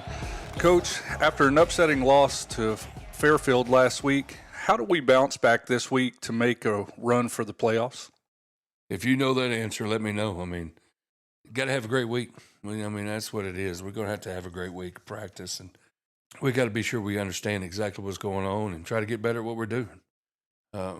Friday night we got exposed pretty good, so we got to learn how to play a little different. Well, Crockett comes into this game 2-1 in district play. How crucial is this week's matchup as far as the playoff picture is concerned? Okay, playoffs. We hold our own. We control our own destiny, so to speak. Win one of the next 2 we're in. Win one of the next 2 you're in at 4th. Win both you're 3rd. That's it. The kids know that, and they know what's in front of them. We're trying to. That's like I told them. I said, you're not just playing for yourself. You're playing for. We're 10 straight years. Okay, so you're playing for the team in 2015, and kind of keeping that streak alive. Because there's more to it than just what we're doing. It's it's the program. It's what's been done here and how we continue to do what needs to be done. Well, Coach, we have a storied history of playing Crockett in the past. How is that experience going to help you this week as you game plan for the Bulldogs? Kids know them, but they run they run the old Shepherd Pirate offense, the old double wing, and they do a good job at it. You would think Crockett. Everybody talks about if we got all the skill in the world, why ain't we spread? Crockett's got great skill, and they're sitting there running double wing. Not flashy. Block down, kick out, get 4 yards. And so. And when we heard that, I kind of thought, I don't think the kids will buy into it. Kudos to those guys because those kids bought into not a flashy offense at all. And the line has done a good job. Their backs do a real good job of doing what they're supposed to be doing. They block well, and then defensively, those guys they fly around on defense. So. It's they've done a good job. They also they believe in what they're doing. So when you got that going for you, it's you not only have to defeat a person, you got to defeat the belief. Well, Coach, for those who may not understand offensive schemes, what is it about an offense like the double wing that is so effective against defenses? Well, one of the misconceptions on any offense, okay. Because this is not the wing T. This is what they call double wing. Wing T is a totally different, because you got the slot T, the wing T, or the single wing, or whatever somebody likes to call it. And then you got the double wing. Then you got your pro style. Then you got your H back pro style, then you got your spread. So with all that, there's multiple schemes, there's multiple philosophies or whatever you want to call out there. But the common denominator for any offense is the O-line. And if you don't move people, it don't matter. If you can't establish a block and get movement, it don't matter what you do. And so, with this double wing offense, there's, the biggest part of it is the ends, tight ends, and the fullback, and then the down scheme. So, I mean, you'll look at it and there'll be one side of the line, they'll all block down towards, when I say down, I mean towards the ball. So they'll double. It could be some solo blocks, what we call OYOs. So it could be some of those things. And, with that, they try to find as many doubles as possible. And then once they are able to get their doubles, so now it's 2-on-1 being able to get pushed, then you get your kick, they run a play, what we call 26 or 47 out, okay, where the tight end blocks out and the tackle blocks down, all right? So what we're talking about is between the tackle and the tight end, that's C-gap. So in that C-gap, they will bring the wing, the fullback, the backside guard, and the backside tackle and wrap, and they'll pull 4 people through a phone booth. All right, and so if you line up in something where they can get to that, that's a dangerous play. So you got to protect some of those. Sometimes you got to show it to them, but then you got to take it away the next snap. You can't. We got to be a little bit more multiple, and we've got to win the line of scrimmage, and because it's a grind out, and everybody's in there so tight. And, and then there's passing game. Everybody's in there tight, and they'll throw it 4 or 5 times a game. And you're sitting there just stop and run, stop and run, stop and run, stop and run, stop and run. We call it like a covey of quail. The next thing you know is, boom, everybody's gone. And if you're not disciplined with your eyes and then reacting, see, that's, kids got to, learn how to see the big picture and all that and being able to react and just see small little details that they have to see. It's not like just get out there and go tackle the ball, because some people got to be leveraged on the ball. Some people got to spill the ball, because if everybody's leveraged, they're going to cut it back and go. So we've got to have a spiller. So our spills got to be there. Our leverage has got to be there. And at the same time, we got to do that attacking. And, and that's the part that with all these style of offenses, when people can control the O-line, the line of scrimmage on both sides, you're in trouble. And we found that out Friday night. You mentioned the offensive line.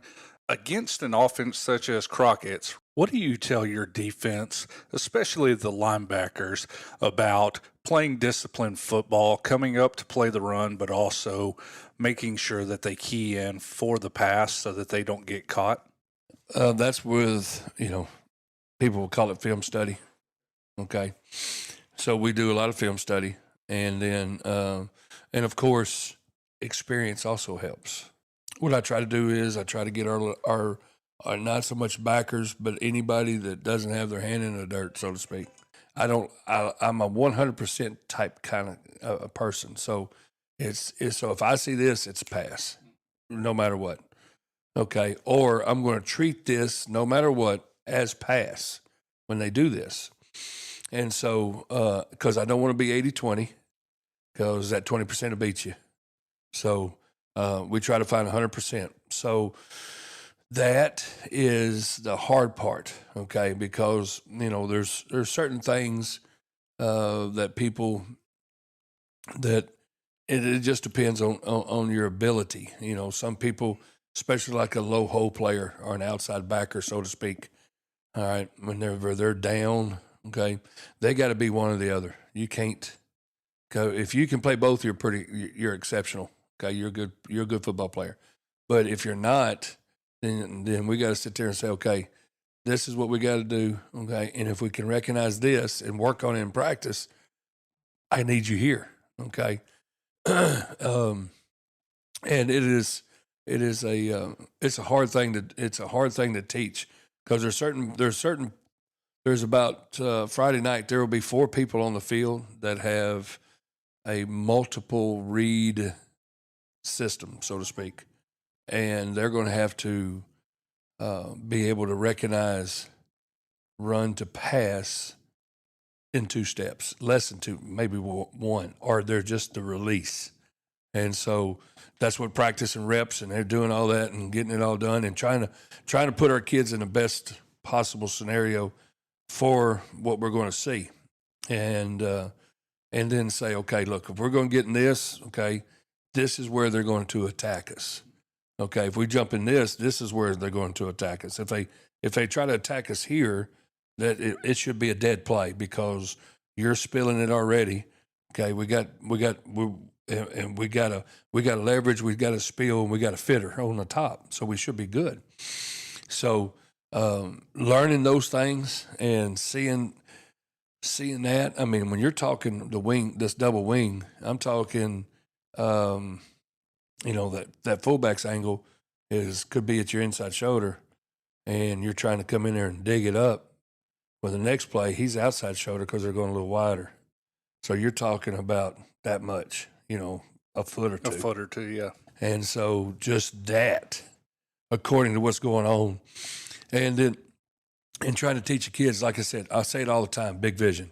Have big vision. So you cannot just tunnel up and say, here he comes, and I'm just looking at him, and I disregard everything else that's taking place. That's what good defensive players can take their eyes off people that are blocking them and see the ball and know that guy's coming. See the play develop. Yes. Yeah. And so primary reads, secondary reads, just the basic fundamentals is what they're going to have to get, do Friday night to help stop this and play hard and play fast. So, Coach, how does our offense match up against this Crockett defense? Okay, I think we match up a little bit. I say a little better. Their interior and their D tackles pretty good. Okay, ends quick, long, rangy.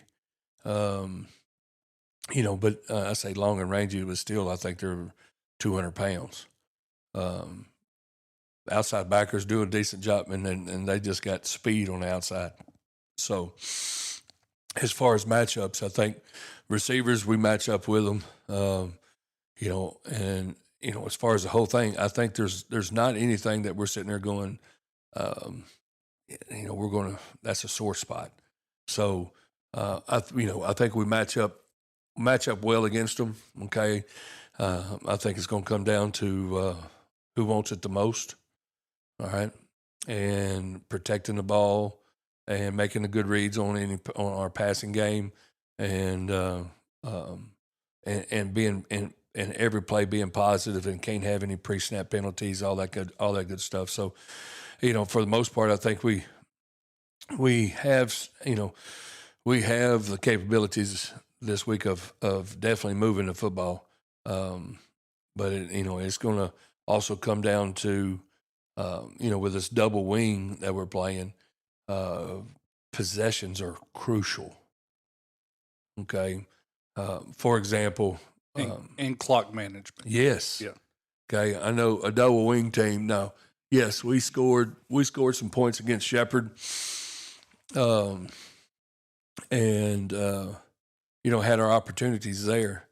But they turned the ball over a couple times. Okay. I know, for example, Hardin and that our sister district played a team similar to us, and they got the ball coming out in the first half. They drove down the field and scored. Okay, they kicked off. Their team that they were playing drove down the field and scored. So they kicked off. So that team kicked off to Hardin. Hardin drives down the field and scored. When Hardin kicked off, there was 10 seconds left on the clock. So that team they were playing got basically one possession in the first half. that right there puts a bind on you play calling wise and already feeling like, it's added pressure. Feeling like you have to catch up. You feel like you got to produce. And if you don't produce, we just lost a possession and defense has to step up. And that's it. That's what that offense does. And you don't run this offense if you got a bunch of little bitty old linemen either.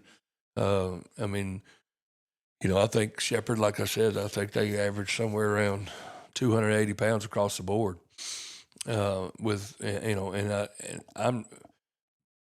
Crockett's not that big, okay? Their tight end that Shepherd was 320 pounds and 299 pounds. These tight ends are 210 and 195.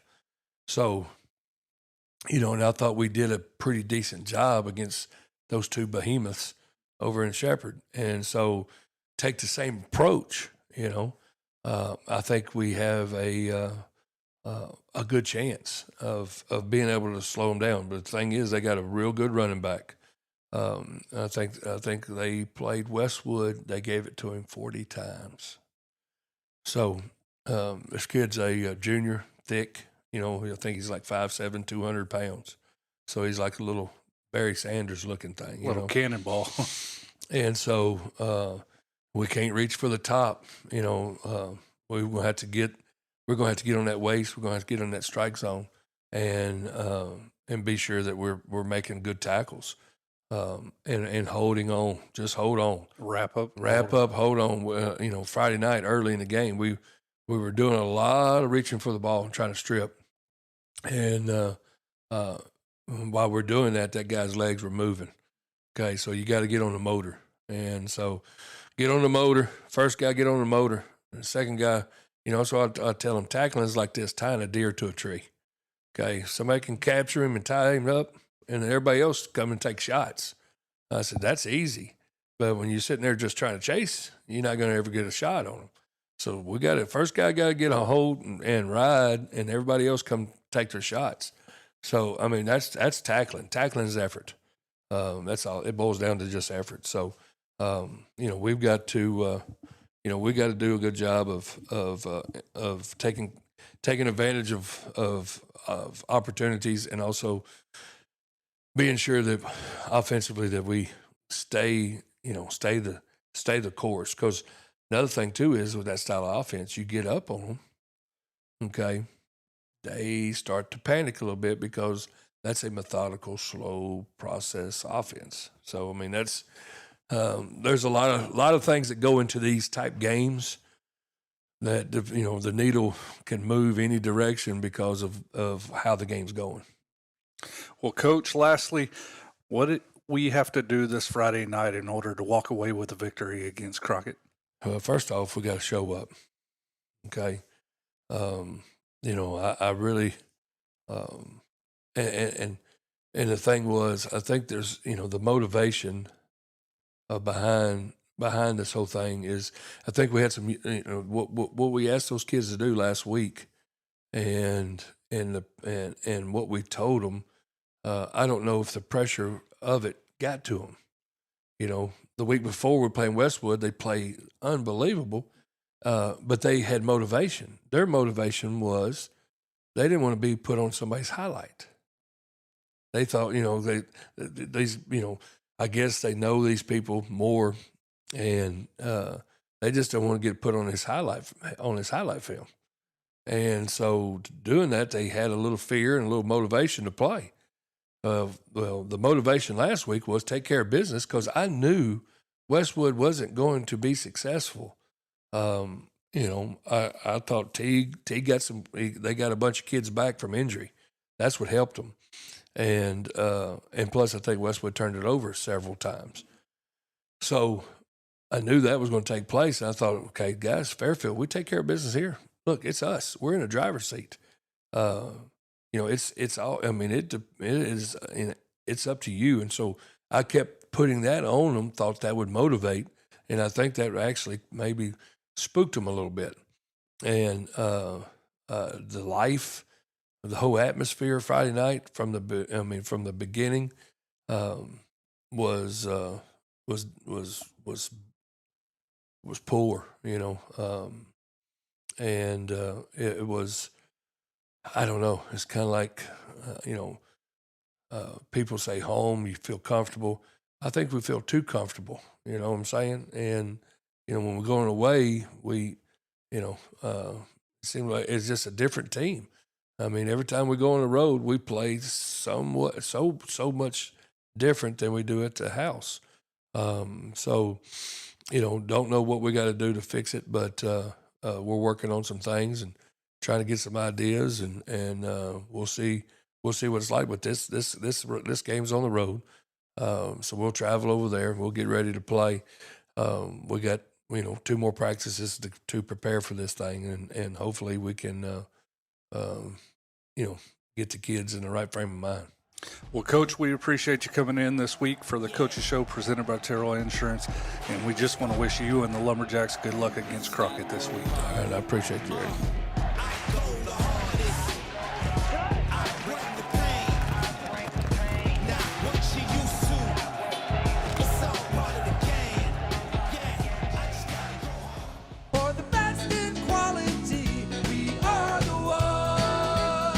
America loves a winner. The proof is in her fascination with sports. In the years since Terrell Insurance Agency has been here, we've witnessed 25 World Series championships and Super Bowls. It's a fact that good teams come and go. A team that wins it all one year might finish at the bottom just a few years later. At Terrell Insurance Agency, we pride ourselves on our stability. Through all the years, we've been able to say we are the one, through the good times and the bad. You can count on us. That's a promise from our family to yours. Terrell Insurance Agency, 902 North Temple Drive. You can depend on a Mueller metal roof.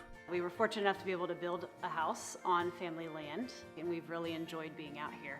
We couldn't ask for a better place to raise our boys. Our home builder, I don't believe, had ever had an experience with working with Mueller and had nothing but great things to say about the company, about the process. Everybody was professional. If anybody mentions the word metal, we say we know a guy and give them the phone number to Mueller.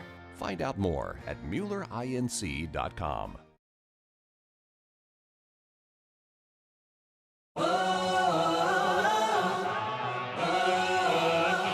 Let me set the record straight for a minute. Hate, I get it. Say it with him. I don't give a fuck. I'm cool with it. About to get started with the second half here in just a moment as both the Bulldogs and Lumberjacks warming up in the back of the north end zone as the Crockett Bulldog Band concludes their performance, as some of the band members are dressed up in their Halloween costumes this evening. It's pretty cool to see with all of the quite a few spectators wearing Halloween costumes this evening, as the temperature has dropped here, and a lot of people here, a lot of spectators are wearing blankets now as it's dropped down to 59 degrees, but it feels a lot colder than that. It feels like 56 degrees, but you couldn't ask for better weather than this, as it finally feels like October, as the Lumberjacks are taking the field, and the Bulldogs will follow up with that momentarily.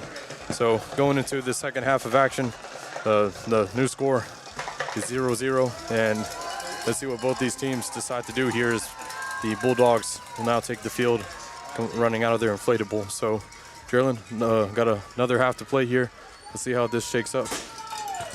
Yes, sir, we will. I expect it to be an exciting half of football. A lot of physicality, a lot of hard hitting here in the second half, and I expect a close finish like most Diboll Crockett games are. As I said right after the end of the first half, wouldn't surprise me if a turnover ends up being the deciding factor in this ball game between these two teams. But like I say, should be a fun, exciting finish in front of tens of fans here at the Driscoll Stadium in Crockett, and should be a good finish and a good night. So again, Diboll will receive the second half kickoff as they deferred their option as they won the coin toss, as Tyrese McMillan, Ty Jones, and Kiwi Dill will be your return men, as that's how it reads from the near side to the far side of the field. Booting it away for the Bulldogs will be Omar Gonzalez, as we're about to get squared away here in the second half of action here from Driscoll Stadium on a very cool Halloween night. Yep, ready for this second half kickoff. Should be a good one, Alec. Here we go. And Gonzalez will boot this one away. It's going to be a short kick fielded at the 40-yard line, and it's going to be brought in. The return man will be brought down at the 45-yard line, and it's coming up on the return that time is Christian Escamilla, and he will bring it. He'll bring it up to the 45-yard line of the Lumberjacks. So that's where they'll set up 1st and 10. Nice job fielding that kickoff by Escamilla. Sets Diboll up in good position here, 1st and 10 at the 45-yard line. So you can't ask for better position to start the second half. This is where you really want to come out and kind of put your foot down here and get in the end zone and make this a one-possession ball game here early in the second half. Lumberjacks going to come out with the 2 receiver set to the right, 1 to the left for Riley Arambula. As on the first play of the second half, it's going to be a handoff to Xander Arambula, as Xander will turn forward and be brought down at the 47-yard line. It's going to bring up 2nd down and 8 to go here for the Lumberjacks. Once again, penetration off the edge there for the Bulldogs, and Arambula does a good job just to get a positive gain there, ends up with a 2-yard gain. And Crockett just doing a fine job here most of the night with these run blitzes, just kind of timing them very well and doing just enough to get one or two guys into the backfield unblocked. And it's been rough on Diboll all night. Down and 8, 2 receivers right, 1 to the left for Riley Arambula. On the counter play for Xander Arambula, he breaks tackles and he's going to be brought down inside of the Crockett 45-yard line for a 1st down on the play. Very nice, strong run there for the workhorse. Very nice, very nice. This time Diboll gets everyone blocked up front on a little counter play back to the right side, and Xander slips up inside the outside, the kick-out block, and gets ahead for a 8-yard gain and a 1st down. Very nice job by the offensive line and by Xander. 10:50 remaining here in the 3rd quarter of action. We're tied up 7 apiece as the Lumberjacks have the ball. 1st and 10 on the Crockett 45-yard line. As they'll break the huddle, 2 receivers left. It's Taylor and Dill. Robbins, lone receiver, lined up to the right, as it's going to be Xander Arambula making some nice cuts, and he's going to be brought down at the 38-yard line for a real good pickup of 7 on the play. It's going to bring up 2nd down and about 3 to go here. Nice quick feet there in the backfield by Xander, just with a nice slide step to the left side. Should have been brought down for probably what would have been a loss of 1 or 2. But had that nice hop step, slide step to the left side, and then shot upfield for a 7-yard gain. Very nice run and effort by number 3. So Lumberjacks breaking the huddle. It's a 2nd down and 4 situation here, as they'll flip the formation this time. The H-back lined up to the right, and it's Ty Jones this time. It's a play-action pass to Aiden Morris. Morris is connected on the slant, and he's just going to take this one into the end zone. Touchdown, Lumberjacks.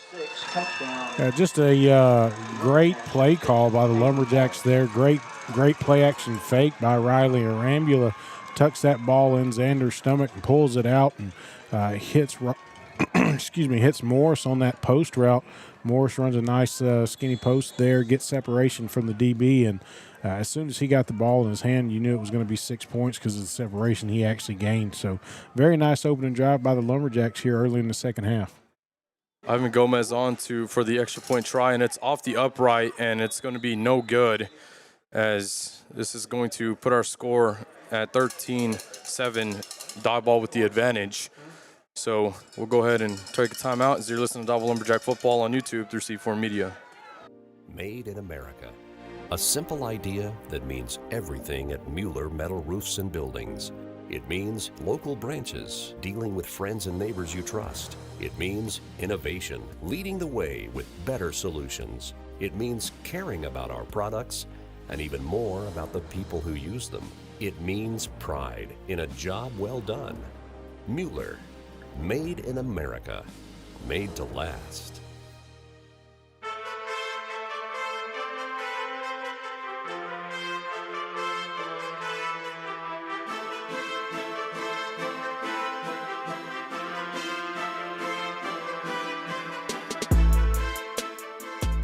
So Lumberjacks go ahead for the first time this evening as Riley Arambula connected with Aiden Morris on what was a 40-yard touchdown pass. The extra point attempt by Ivan Gomez was no good as it bounced off of the upright, and that'll put our score at 13-7 as Gomez will boot this one away. It's going to be a short kick once again, fielded right in no man's land, but the Bulldogs somehow fall on top of it. No, they don't. There's still a mad scramble for the football, And coming up on top of it is a Crockett Bulldog. So the Bulldogs catch a lucky break there. They'll have the ball 1st and 10 on their own 40-yard line. Yeah, Diboll should have had the football back there. Nice. It's almost like an onside kick. It's just a pooch kick right in the middle, and only goes about 20 yards, so it drops right behind that first line, and it bounced right back to the Lumberjacks, but unfortunately they were sprinting to the ball, so whenever it bounced back to them, it went right over their heads there, and then there was a mad scramble. Ball got kicked around, and Crockett recovered. So after the Crockett recovery, they have the ball 1st and 10 on their own 40-yard line to come back in the tight flex bone set, as it's going to be Jacorian Griffin bouncing it outside on the quick pitch, as Aaron Robbins will bring him down at the shoestrings down at the Diboll 42-yard line for a big gain on the play and a 1st down for the Bulldogs. Now that quick pitch again that Crockett lives off of to the right side this time, and instead of tucking it inside the tackle, he runs right at the line of scrimmage and then breaks it wide around the edge. Crockett did a good job there sealing off the outside. He had a big just open field there on the right side. Robbins gets to him and gets him on the ground, but it's a big gain and a 1st down for the Bulldogs. The Bulldogs have the ball 1st and 10 on the Diboll 42 as a result of the carry. And getting it this time is Jaquez McKnight. McKnight burst turning forward. He's going to be brought down from behind by Barrett Price down at the 26-yard line. It's another big gain and another 1st down off the quick pitch from Crockett.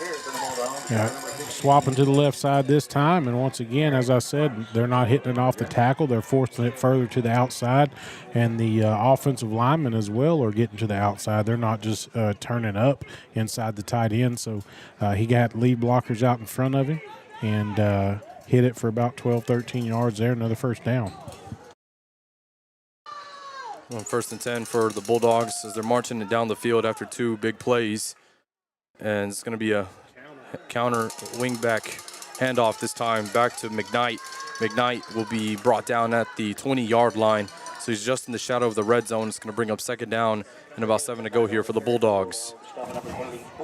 Well, it's a tale as old as time. You get the defense going side to side, and you come back with a counter just right up the inside of the center's behind, and that's what they do. They get a nice 7.5-yard gain there on the counter to the wing back, and Crockett looking good here on the opening drive of the second half. 2nd down and 3 here for the Bulldogs. That's going to be another handoff to the wingback. It's Griffin breaking tackles, breaking 2, and he's going to carry Tyrese McMillan down with him to the 6-yard line. He loses the football, but the ball's going to go out of bounds. But this should be 1st and goal for the Bulldogs, as it's a strong run from Griffin down to the 6-yard line. Another counter play there the opposite way, and Diboll has an opportunity to get him down after about a 5-yard gain, but instead of wrapping up and tackling, we're hitting with shoulders and just kind of running by. So, these guys are running hard. You got to wrap up. You got to get them on the ground. That shoulder bump's not gonna work at this level. We 1st and goal from the 8-yard line for the Bulldogs, and the quick pitch is Griffin, and Griffin will get nothing on the play as Eli Terrell comes in and makes the stop all the way back to the 13-yard line. As he was slammed down further back than that, but it'll be a loss in the play. 2nd and goal from the 13. Yeah, the timing looked to be off on that play. It almost looked like the quarterback was going to keep that, kind of like an option. But then he flips it out to the running back, and Eli Terrell just all over it in the backfield for a big loss there, and brings up 2nd down and goal from the 13-yard line. The Bulldogs lining up in the tight flex bone set as Jalen White drops back to pass, and he overthrows his intended target, Hall, and it's near the vicinity of Aaron Robbins, but it's going to go over his head, incomplete. It's going to bring up 3rd down and goal from the same spot. Trying to get the tight end right up the middle there on the play action, but Diboll had it covered up well. Robbins had the outside receiver covered up well, and Crockett quarterback just throws it out the back of the end zone there, or throws it out into the end zone over everyone's head. So brings up 3rd down and very long for Crockett right here. If you can get a stop here, they may kick a field goal, but I highly doubt it. I feel like this is 4-down territory for both teams all night. So the clock will stop at 6:58 here in the 3rd quarter. 3rd and goal for the Bulldogs. It's going to be a quick pitch to Hall. Hall bouncing it outside as he's going to be brought down by A.J. Emmons, and coming in, trying to get in on the action is Micah Ibarra, who lost his helmet on the play. It's going to be a stop, and it's going to bring up 4th down and goal. Diboll doing a lot better job that time, forcing that play all the way to the sideline. That's that quick pitch to the left again. They try to string it out wide, but Diboll does a much better job. And surprisingly, it looks like they are going to have a big change here. Looks like we are going to have a field goal attempt by the Bulldogs. Yep, as you said, Draylon, the field goal unit is going to come out to see if they can get 3 points here see if Crockett can cut this deficit by 3. As it'll be Omar Gonzalez, the sophomore kicker, on for the field goal attempt. And his field goal attempt is wide left, no good. And our score will remain at 13-7, and the Lumberjacks will have the ball at about their own 18-yard line. Hard to tell, but that ball might have been tipped there by the Lumberjacks. It was kind of difficult to tell from here. But the ball did get out wide left there. Looked like a pretty decent kick, but maybe the Diboll got a hand on it and pushed it wide left there to keep this lead at 6 points and earn a big stop here early in the second half in a game that is going to have limited possessions. So after the field goal miss by Crockett, the Lumberjacks have the ball 1st and 10 back at their own 13-yard line. Riley Rambula in the shotgun. He's going to hand it off to his cousin Xander, who stumbles, but he's going to keep his feet going. He's going to make some people miss, and he's going to be brought down at the 25-yard line for a pickup of 12 on the play and a 1st down for the Lumberjacks. Very nice run by Rambula right there. Big-time run, big-time positive run there on 1st down. Gets the ball all the way out to the 25-yard line for the Lumberjacks, 1st down and 10. Got less than 6 minutes remaining here in the 3rd quarter. Jacks with a 13-7 lead over Crockett as the Lumberjack offense breaks the huddle. 2 receivers set to the left. It's Taylor and Dill. 1 to the right, that's Aiden Morris. And it's going to be a play-action pass. It's on the screen. It's Kiwi Dill. Dill can't get anything going. He's going to be stopped for a loss on the play to bring up 2nd down. And trying to get that ball out quick there to Dill, get him in open space so he can go make a play, but Crockett not having any of it, getting to Dill quickly as soon as he catches the football and knocking his feet out from underneath him with a good, strong tackle there, and brings up 2nd down and very long for the Lumberjacks. The ball spotted back at the 20-yard line, so it'll be 2nd down and 15 that we're looking at for the Lumberjack offense. As they'll go back to the 2 receivers set left, 1 to the right. Riley Rambula in the shotgun. He's just going to hand it off once again to Xander. Xander getting what he can, and he's going to be brought down at the 22-yard line. It's going to bring up 3rd down and long here for the Lumberjacks. Yeah, 3rd down and very long here, Alec. Xander just doing what he can, just putting his head down there and picking up 2 yards, but needed a lot more than that on 2nd down to have a chance on 3rd, you would think, but we'll see what Morrison and company have drawn up here on a 3rd down and 13. On 3rd and 13, the Lumberjacks going to go back to that same formation that we saw as Rambula with the play-action pass going to Aaron Robbins, who it's in and out of his hands, as that would have been close to a 1st down, but instead it's going to be a drop and a 4th down. Here comes the punt team. Robbins just unfortunately, he knew he was right at the sticks, and he was trying to make a move as he had 2 Crockett Bulldogs bearing down on him, and he was probably about 2 yards short of the sticks, but he was about to give a good effort and try to get a 1st down, and unfortunately just ran before he had the football and dropped it right there on a nice play-action post route. So Eli Turtle's on to boot this one away as Zay Butler will field it from his own 42-yard line. He's going to flag thrown at the near side as Butler will have nowhere to go. It's coming in to make the stop on the coverage is Jackson Taylor back to the 45-yard line, and just excellent coverage all around there on the punt for the Lumberjacks. But let's see what this call will be. Yeah, I saw some kind of our side judge throws a flag here back at like the 35, 40-yard line. So we'll see what happens here. I believe it might be a sideline warning for the Bulldogs from the looks of it, but we'll see. So it'll be a personal foul, sideline interference. on the Lumberjacks. This should move the ball up a little bit more for the Bulldogs, but actually I guess not. No, that's going to be, he called that a personal foul, sideline interference. So that's unusual.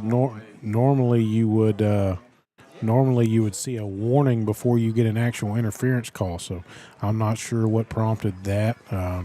Whatever happened, the referee didn't like it, threw the flag and marked off the 15 yards there. He was pointing in the wrong direction. He pointed Diboll's direction, was actually on the Bulldogs, as the Bulldogs will have it 1st and 10 back at their own 30-yard line. And again, they're going to that tight flex bone set. It's Jacorian Griffin getting the handoff, and Griffin finds a hole to run through, and he's going to stay on his feet. He's coming down the near side, and Aaron Robbins giving chase, and he's going to bring him down all the way to the 26-yard line. Just a nice run, nice play call there by the Bulldogs. That's going to be that pitch to the right side. Instead of going outside with it, he keeps it inside, kind of right up the center's butt, and then cuts it back to the left side. Once again, Diboll has a chance to get him on the ground 7-8 yards downfield, but a missed tackle as he steps through the tackle of McMillan and then turns on the burners and gets all the way down to the Diboll 27-yard line. So after the big run by Griffin, that is where the Bulldogs will set up, and it's going to be a handoff to the wingback, Zay Butler, and Butler plowing forward for a pickup of about 4 on the play. And it's going to bring up 2nd down. He's brought down by a swarm of Lumberjack defenders. That's that quick counter play to the wingback coming back to the near side, and he just steps right up, takes the handoff, slips up on the inside, and tries to go back to the right. Nice little run there for a 4-yard gain on 1st down, or 3-yard gain on 1st down. So it'll be 2nd down and 7 for the Bulldogs at the 24-yard line of Diboll. As Jalen White will pitch it to Griffin, and Griffin trying to plow forward, and he will carry some Lumberjack defenders with him all the way down right to about the 1st down marker. Will they give it to him? Maybe not. And coming up with the ball was Aaron Robbins, but the play was already blown dead. And it's going to be a 1st down for the Bulldogs once again. Yeah, I couldn't see which white jersey got there first, but whoever that was, you might want to get some bricks in your pockets before you make the next tackle, because this young man from Crockett is pumping them legs and driving those feet. And he took that Diboll defender for about a 4-yard ride there before a host of Lumberjacks had to get in on the action. As a result of the strong run, it's going to be 1st down for the Bulldogs at the 18-yard line. Bulldogs in the red zone. It's going to be a reverse pitch to Butler. Butler bouncing it outside, as giving chase is Aiden Chavis, and he will be brought down right at about the 3-yard line. This should result in another 1st down and 1st and goal here for Crockett. Yeah, the Bulldogs just some nice play calls here and kind of having their way with the Diboll defense here early in the 2nd half, just driving right back down the field for another big 1st down. That's that quick pitch to the right with the reverse back to the near side. And Diboll just not able to contain it. 1st down and goal at the 3-yard line. 1st and goal for the Crockett Bulldogs, as Jalen White's just going to take it himself on the tush push, and he's got it. Touchdown, Bulldogs. Yeah, that is very similar to the Philadelphia Eagles tush push play there with the sniffer back right up behind the quarterback, just pushing him on into the end zone. And just like that, Crockett ties this ball game at 13. And with the missed extra point earlier, they have the chance to take the lead here late in the 3rd quarter. So it's Omar Gonzalez on for the extra point, and the kick is blocked, and the try is no good. So our score will remain tied up at 13 apiece, as you're listening to Diboll Lumberjack football on YouTube through C4 Media. What's in a name, a reputation to bring you service and quality? What's in a name? What's in a name? Our reputation at Terrell Insurance Agency. What does tomorrow hold? Good things if you plan correctly. And Terrell Insurance Agency can help you do just that. We offer auto, home, and business insurance. That's Terrell Insurance Agency, 902 North Temple Drive. Made in America. A simple idea that means everything at Mueller Metal Roofs and Buildings. It means local branches, dealing with friends and neighbors you trust. It means innovation, leading the way with better solutions. It means caring about our products and even more about the people who use them. It means pride in a job well done. Mueller, made in America, made to last.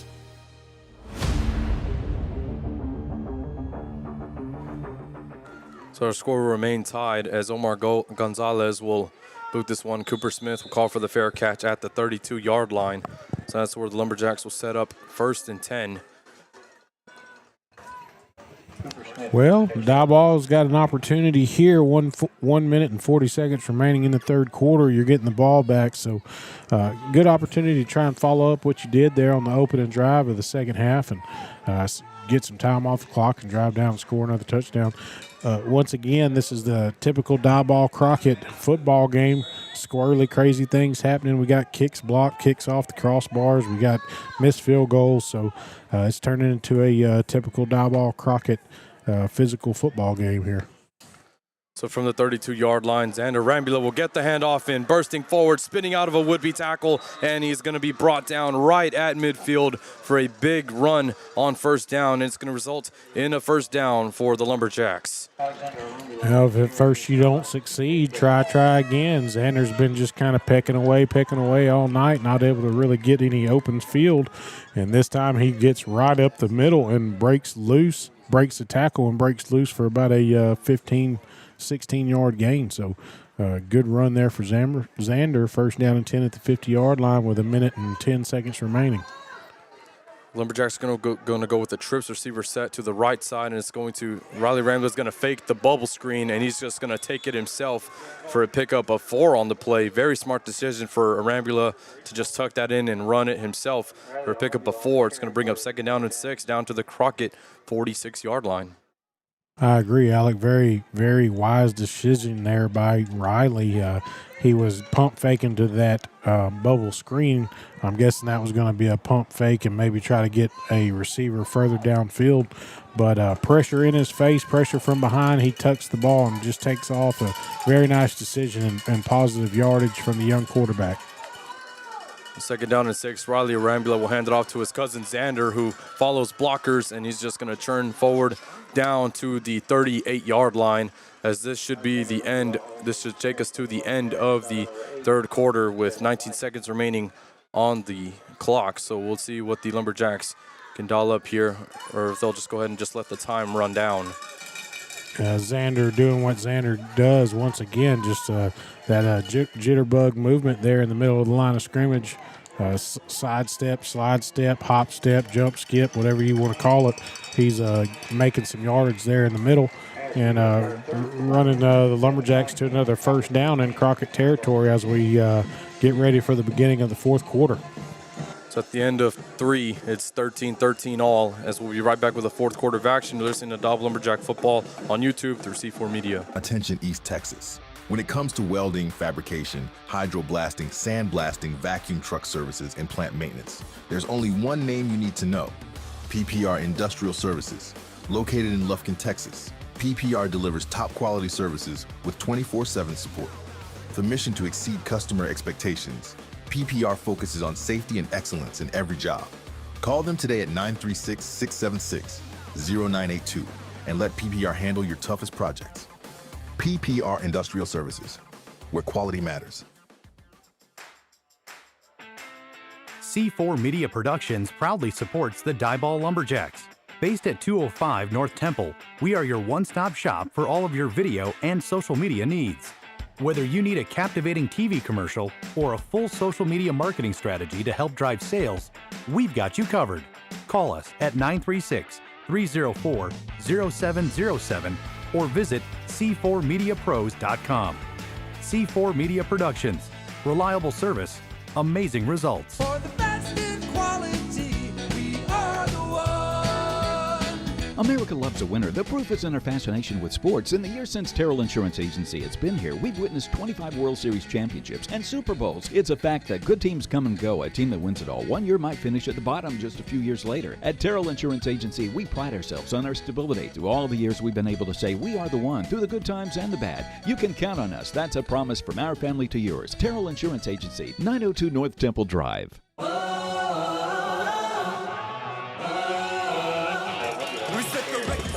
So on the first play of the fourth quarter, on first down and 10 from the Crockett 38-yard line, it's going to be handoffs up the gut to Xander Rambula. He's going to pick up 2 on the play to bring up second down and 8 from the 36-yard line of Crockett. Well, that's the thing you like about Xander. It's always positive, always churning those legs, getting yardage where there might be nothing. Second down and 8. Xander Rambula getting his number called once again, and he's turning forward, getting what he can, and he's going to be brought down at the 32-yard line for a pickup of another 3 on the play. It's going to bring up third down and about 4 to go here for the Lumberjacks. That's just another nice run there, and Diboll did a much better job picking up that outside rusher here in the second half and forcing him upfield so that Xander can get underneath that outside defender, which is turning into some good positive yardage for number 3 here in the second half. Third down and 4 for the Lumberjacks. 2 receiver set right, 1 to the left. It's going to be Ty Jones getting his number called. Jones turning forward. He's going to get walloped right at the 29-yard line as he's going to be stopped just a yard shy of the first down marker, but it's going to bring up 4th down and 1. I would go for it in this situation with 10:28 remaining in the game. Yes, sir. Freshman Ty Jones gets the handoff there, and it looks like he's going to break into some open field, but the freshman was welcomed to the Diboll Crockett varsity football rivalry with an absolute wallop of a hit there at the sticks, and he went backwards, and it brings up 4th down and 1 for the Lumberjacks. 4th down and 1. Riley Rambula getting up the gut, and they're just going to push it himself. He's going to push him into the first down is what it looks like, but it looks like the Bulldogs think they got a stop, but the Lumberjacks are arguing that he got enough. See what the official call is. No, it definitely looked like, based on the spot, that's going to be a first down, but it actually looked like a false start to me initially, but looks like it wasn't called, and Diboll gets the first down. So you got a first down and 10 here at the 28-yard line with 9:48 left in the fourth quarter, excuse me. So very lucky break there for the Lumberjacks. They got away with that one as on 1st and 10. The Jacks are going to go 2 receiver set right, 1 to the left. And it's Ty Jones getting his number called. He's keeping them legs moving, and he's going to be brought down near the 23-yard line. That is where they'll spot it. It's going to bring up second down. Second down and about 6 to go here. As coming in to spell him is the workhorse, Xander. Diboll content to just keep on running this football and chip away 3, 4, 5 yards at a time and let this clock run. Continue to try and shorten this ball game. Looking at our third possession here of the second half for the Lumberjacks. So vital that you come away with something here on this possession, whether that be a field goal or a touchdown. We need points. Second down and 5 with 8:55 remaining here in the ball game. Xander Rambula getting his number called once again as he tries to turn forward for a pickup of 2 on the play down to the 21-yard line. It'll bring up 3rd down and 3 here for the Lumberjacks. Just not much room on the right side over there. Crockett bringing a lot of bodies to the line of scrimmage right now, trying to get a stop in the backfield or right at the line of scrimmage, try to force Diboll into a negative play where they have a longer down and distance to go on 4th down. But 3rd down and 3 here, big down for the Lumberjacks. Can't take a negative play here. We need something positive. So on 3rd down and 3, it's going to be a play action pass to Eli Terrell, and Terrell is going to lower the shoulder and be brought down at the 10-yard line for a crucial first down on 3rd down. And the Lumberjacks have the ball, first down at the Crockett 10-yard line. Well, that's what you're looking for, offensive coordinator. You've been running the ball well. You pull that ball, run a play action fake, and slip it to the H-back coming out of the backfield. Eli Terrell with the sure hands turns upfield and gets us to a 1st and goal at the edge of the 10-yard line. 7:47 remaining in the ball game. 2 receivers set left, 1 on the right on 1st and goal for Riley Rambula and the Lumberjacks, as it'll be Xander Rambula on the handoff, and he'll be stopped for a loss on the play. 2nd down and goal coming up. Yeah. Crockett getting a lot of penetration in the backfield right there. You got 2 defensive linemen in the backfield as soon as Rambula takes the handoff. So you got to do a better job there keeping them out of the backfield. You can't go backwards here. This is a very important time in the game with 7 minutes left. If you score a touchdown here, you're in very good position. If you come away with nothing, you may not see the football again. 2 receivers set left, 1 to the right, as Riley Rambler hands it off to Xander, and Xander churning forward, and he will finally be brought down at the 7-yard line, and it's going to bring up 3rd down and goal from that spot. Just a nice run there to the right side. Xander does a good job tucking it up inside the tackle, picks up 4 yards, brings up a 3rd down and about 7 yards here. So this is kind of a big play in the ball game, because if you get 4, 5, 6 yards, what do, Alec? Do you go for it on 4th down, or do you line up and kick the field goal and take the lead? So this is a pretty big play right here. 3rd and goal play. It's a play action pass. They're going to go back to Eli Terrell on that same play action pass down to the flat. And Terrell's going to be brought down at about the 3-yard line. So it's going to bring up 4th and goal. Very crucial decision here for the Lumberjacks as the clock is ticking with 6 minutes remaining in the ball game. Well, from what I see, it doesn't look like Morrison has any interest in trying to kick a field goal here. They're sending a play in from the quarterback, Riley Rambula. He's coming back out with 15 seconds left, going to call a play, and Lumberjacks are going to go for it on 4th down, and potentially this could be your game-sealing touchdown or game-losing play. So here we go. Lumberjacks going for it on 4th and goal. It's a play-action pass. Riley Rambula will connect with, guess who? Aaron Robbins wide open in the end zone on the slant. Touchdown, Lumberjacks. Yeah, so Diboll, great job. Runs a play-action fake there and hits Robbins on the post route in the end zone for a touchdown. And you're also going to have a 15-yard penalty on the kickoff, I do believe, unless the flag is on the field. So one of the Crockett players, understandably upset, pulls his helmet off and slams his helmet on the ground, and he's going to get a 15-yard penalty here. And I assume we're going to take that penalty on the kickoff and back him up on the kickoff here. But Diboll lining up for an extra point with a 6-point lead, 19-13, with 5 minutes and 37 seconds remaining in the game.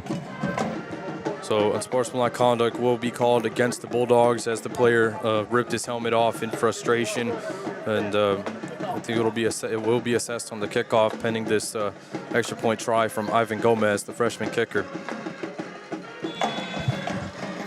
Yeah, you hate to see it, but this is a very emotionally charged game. You understand that kid's frustrated, but as the extra point is up and good for the Lumberjacks, taking a 20-13 lead here late in the 4th quarter. But, like I was saying, you understand the kid's frustration. You hate to see him get a penalty for it. You just got to be able to control your emotions a little better.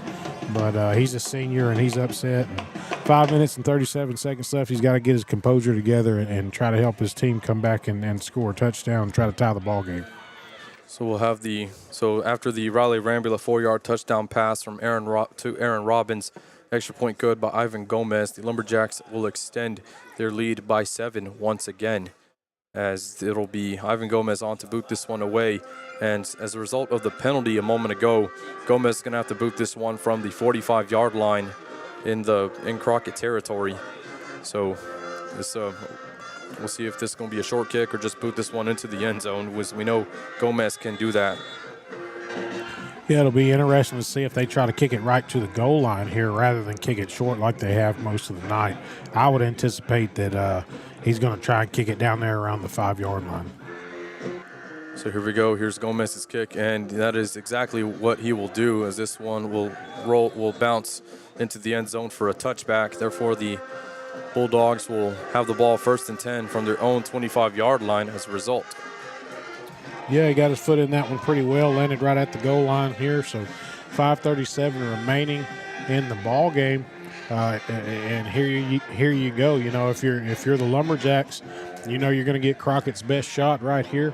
5:37 left in the game. They don't have a lot of time. They're going to try to use this one drive to take the time off the clock and drive down, score a touchdown, and then probably go for two if I had to bet. So here's your ball game. Diboll, let's bow up on defense. So here we go, 1st and 10 for the Bulldogs from their own 25-yard line. It's going to be a reverse pitch back to Jalen White. White following blockers down the sideline, and he'll be shoved out of bounds by Aaron Robbins down at right around the 48-yard line. Very good trickery there on the play there for Crockett. It's going to result in a big gain and a first down. Yeah, very nice play there for Crockett to open up this drive. I mean, just like that, you go from 1st and 10 at the 25 to 1st and 10 at the 48, and on the doorstep of Lumberjack territory. So 5 minutes and 26 seconds remaining, clock ticking down. Crockett's in business here on this drive already. 1st and 10 from the Crockett 48-yard line, as it'll be the quick pitch to Jacorian Griffin. Griffin will be brought down at midfield. Eli Terrell in making the stop, and coming in to do cleanup duty is Micah Ibarra. So it's going to bring up 2nd down and 8 to go here with the clock ticking, 5 minutes left in the ball game. Yeah, just a quick pitch to the right there, tucking it up inside the tight end. And on those inside plays, Diboll's doing a really good job holding up at the point of attack, has all night. So let's see if Crockett tries something different here. 2nd down is going to be a quick pitch on the outside to Butler. Butler following his block as he's going to break a tackle, and A.J. Emmons tries to bring him out of bounds. Butler still staying in, and he will finally be pushed down at the 26-yard line for a first down on the play.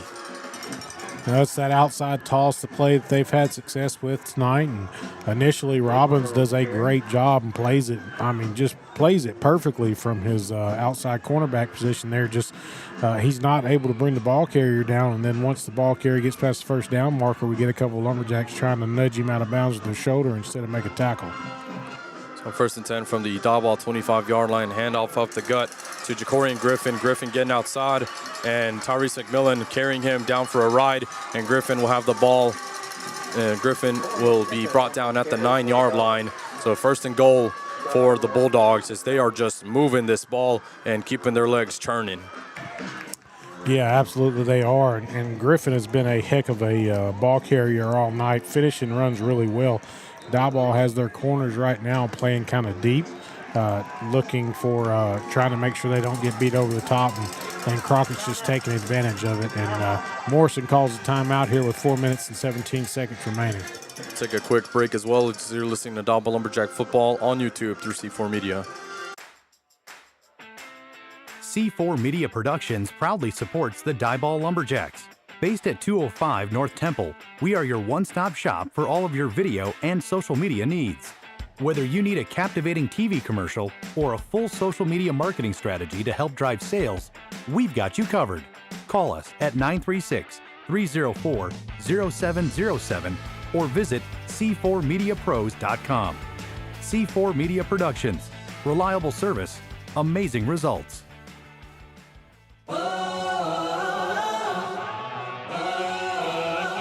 Let me set the record straight for a minute. Hate, I get it. Say it with them. I don't give a I'm cool with it. Play it, pick the best. So it's 1st and goal for the Crockett Bulldogs at the Diboll 9-yard line. The Lumberjacks just burned a timeout to have some adjustments as these Bulldogs are just moving the ball down the field. As Jalen White's just going to take it himself on the tush push. He bursts forward, and he loses the ball at the end of the run, but it doesn't matter. He already crossed the plane. It's going to be a touchdown for Jalen White. Nice play call right there by the Bulldogs. The offensive coordinator sees something from upstairs and realizes that Diboll has its defensive tackles kind of out in a 3 technique maybe. I'm not sure if that's where they were lined up. Maybe they were wider than that, but calls the old wedge play, quarterback sneak right up the middle, and nobody can get a hand on the quarterback. He goes right into the end zone for a touchdown. So it'll be Omar Gonzalez on to tie this one up. And once again, we're tied up 20-all here at Driscoll Stadium on Halloween night here in Crockett. Yeah, just like that, all new ball game. It's 20-20 here late in the fourth quarter, and Crockett starts the drive with 5 minutes and 37 seconds left on the clock, and they don't even need 2 minutes. They just drive right down the field and dump the ball in the end zone to tie the ball game once again. And as I've been saying all night, this is your typical Diboll and Crockett football game right here. Very physical, scores very close, and I mean, you can feel that it's setting up for a great finish here tonight at Driscoll Stadium. Absolutely, Draylon. You couldn't have said it any better. This has been ever since the rivalry has resumed in 2014. It's just been a lot of these matchups have just been down on the wire, and it's just been awesome to witness and be able to call this one with you and Jared tonight. Well, here we go. Diboll getting ready to return a kick right here, and better stay awake because I could absolutely see Crockett trying to drop in one of those surprise onsides here, and with all the momentum they have currently. So Lumberjacks have Ty Jones back deep at the 15, but it looks like the Lumberjacks are anticipating a short kick, and that is exactly what it's going to be. And it's going to go through the hands of Kiwi Dill, but fortunately this one is it's a line drive, and it's going to go out of bounds. And there's a flag thrown, and the Bulldog fans are upset. They're thinking Kiwi touched it. Actually, I believe that's Robbins right there that tried to make that, but I don't know. Maybe it was Dill. I can't tell, but what I do know is I don't know if he touched that ball or not. He definitely tried to catch the football.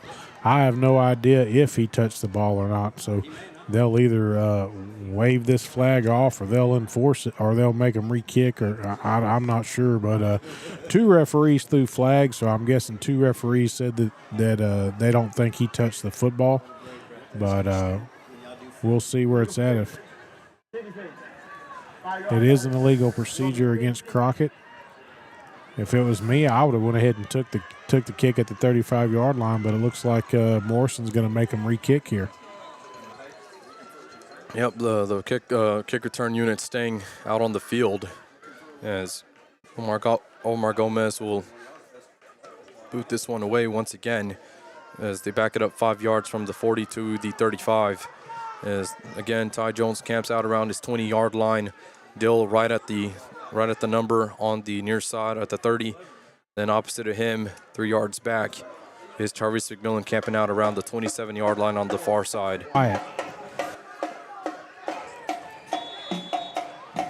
Yeah, it's been a quiet night for Tyrese McMillan. This would be a good time for number 1 to show something. It's going to be kicked in Aaron Robbins' direction. He'll field it at the 38-yard line. Robbins just going to take it himself, and he'll be brought down inside Crockett territory at the 47-yard line. So the Lumberjacks have good field position to work with here with 4:09 remaining in the ball game. Yeah, that's an interesting decision there by Crockett. An interesting way to kick the ball.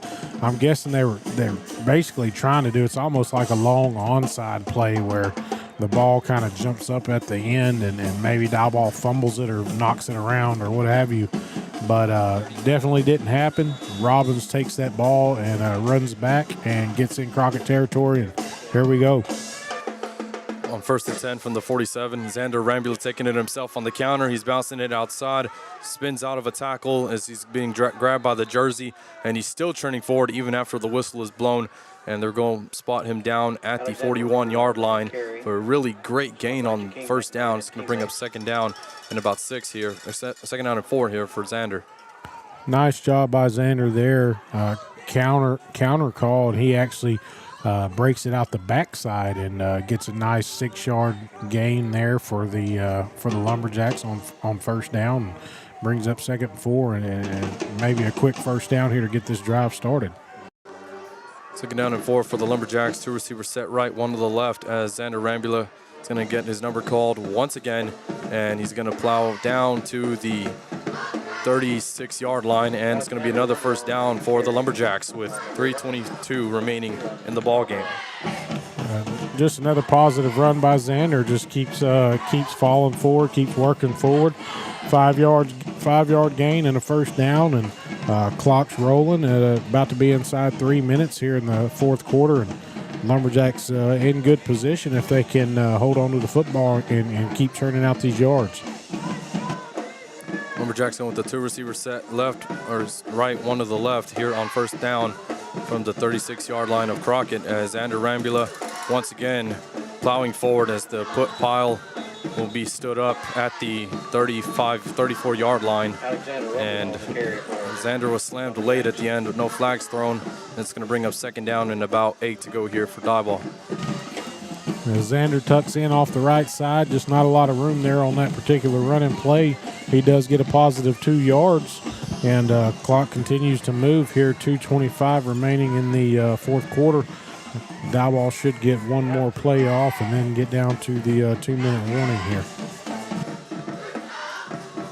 So the huddle broken with the 2 receivers set right, 1 to the left for Riley Rambula, as they need to get this play off in time. They will. It's going to be Ty Jones. No, it's going to be a play action pass of Riley Rambula. Goes up and gets it. It is going to be Aiden Morris getting it on a huge pass play down to the 6-yard line. What a way to go into the 2-minute timeout. Yeah, just an absolute amazing catch, pass and catch right there. Riley, he does throw a very, very pretty ball. I know young man has struggled at times with some interceptions this year, but right there you're looking at play action pass. Free rusher goes right after Xander and just runs right past Riley. Riley pulls the ball and throws a beautiful fade route down the near sideline here in front of the home crowd. And Morris goes up over his defender, makes a great catch right on the sideline. Highlight reel play, first down and goal for the Lumberjacks at the 8-yard line. Very awesome play there for Riley Rambula. He had me fooled as I thought it was Ty Jones that got the handoff and he stumbled, but Riley Rambula was able to get enough time to just put that one up for grabs. And Morris, with all of his height that he has, he's about 6'2" and bones and all, and just goes up and gets it over the Crockett defender at the 8-yard line. So just incredible pass play there for Rambula and Aiden, as they've been connecting all season long on these excellent passing plays. So now the Lumberjack offense and Crockett defense coming back out onto the field. First and goal, Lumberjacks, 2 minutes left in the ball game. We're tied up 20-all. And Lumberjacks coming out in the power I set, as it'll be a handoff to Tyrese McMillan. McMillan will just take it in himself. Touchdown, Lumberjacks. Well, there you go. 1 minute and 57 seconds remaining in the fourth quarter. Lumberjacks line up in a power I with McMillan in the backfield. And we were just talking, saying it's been kind of a quiet night. Well, McMillan finally gets his opportunity, takes a handoff and bursts it straight up the middle for a touchdown there, and wasn't much resistance. I'm not sure if maybe Crockett was kind of letting them score there or what, but Diboll up 6 points. Ivan Gomez on for the extra point try, and the kick is up, and it is good as the Lumberjacks retake the lead with a 27-20 lead over Crockett with 1:57 remaining here in this one, as you're listening to Diboll Lumberjack football on YouTube through C4 Media.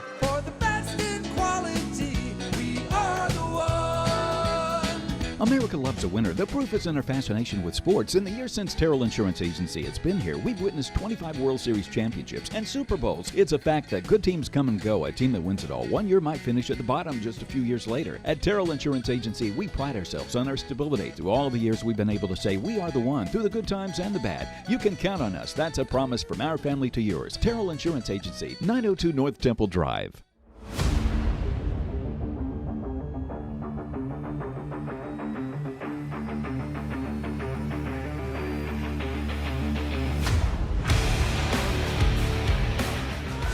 Tyrese McMillan took it in himself on an 8-yard touchdown run. The extra point try by Ivan Gomez up and good. Diboll with a 27-20 lead over the Crockett Bulldogs with 1:57 remaining in the ball game here on Halloween night from Driscoll Stadium.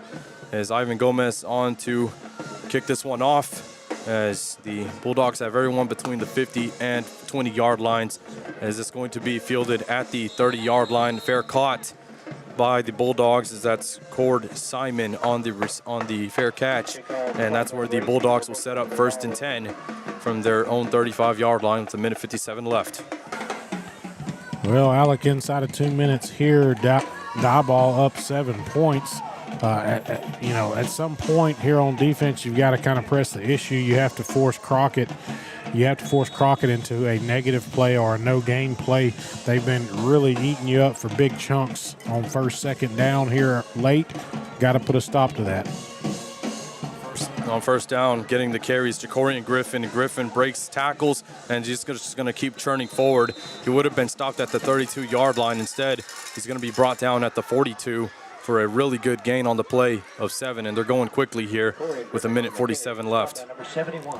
Yeah, unfortunately, you get a run from your linebacker, and he's wide open, or gets a free run at the running back and just gets shook off there and gives up a big gain. On second down and 3, it's going to be a false start called on the Bulldogs, as moving quickly on the pitch was C.J. Bell. He tried to fake it out that he was just going in motion, but nope, he advanced and then came back. So that's going to get you every time. So it'll be second down and 8, all the way back to the 38-yard line for Crockett.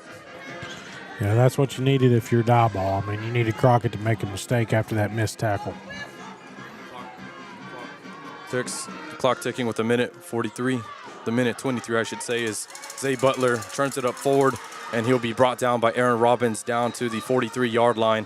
As the Bulldogs are going to go ahead and burn their first timeout here with 1:14 remaining in this one. Yep, so brings up a third down and about 2 yards for the Bulldogs after that nice run there off the left side.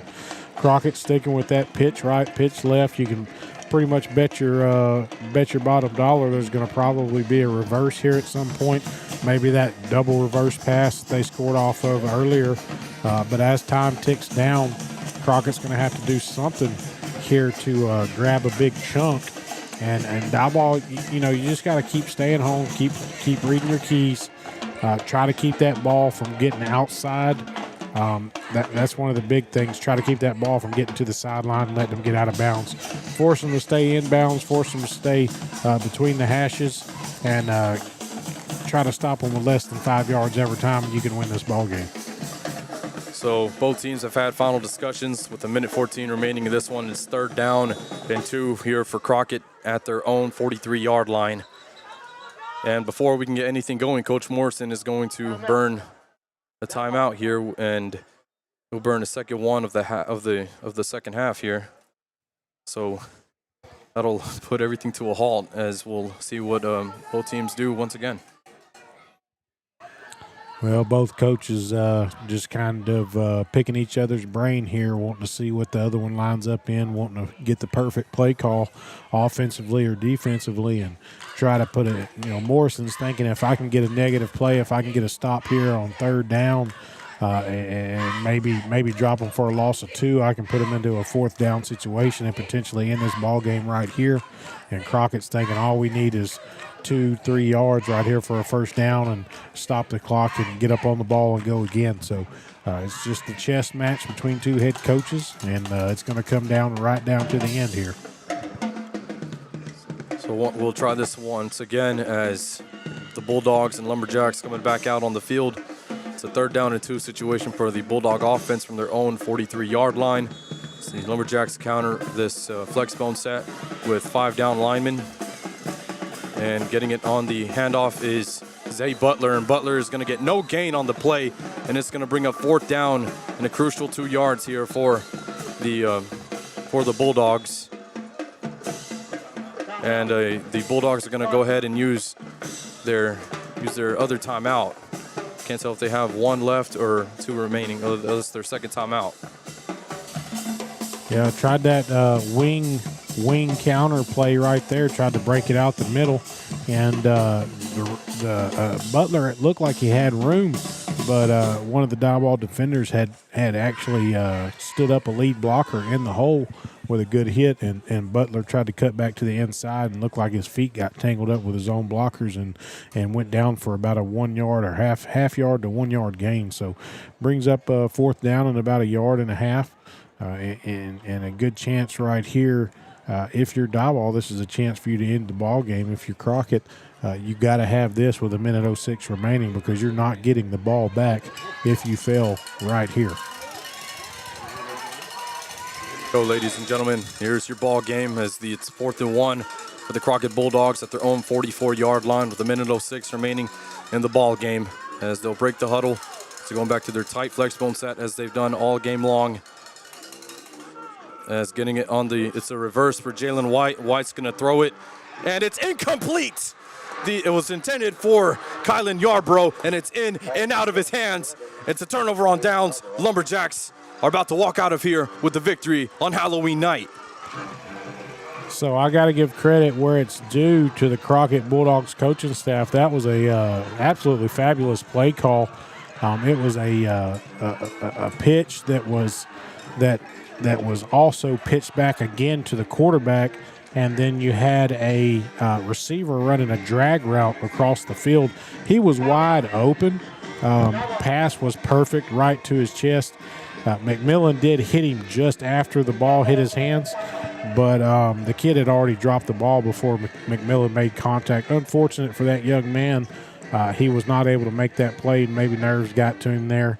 But Diboll did make the play, did get the stop on defense, and looks like they will be leaving Crockett here tonight with a 7-point victory with a big 4th down defensive stop here late in the ball game.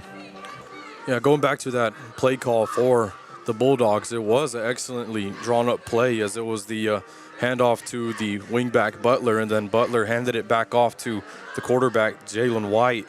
And White could have got stopped in the backfield, but he was athletic enough to get and quick enough to get around the defender and was able to lob it. He had 2 receivers downfield open, and unfortunately, it just in and out of the hands of the intended target, and it would have been a 1st down and then some, as it'll be an incomplete pass. The clock stopping at 1:03 left in this one, and the Lumberjacks should go ahead and just kneel this one out to conclude this game.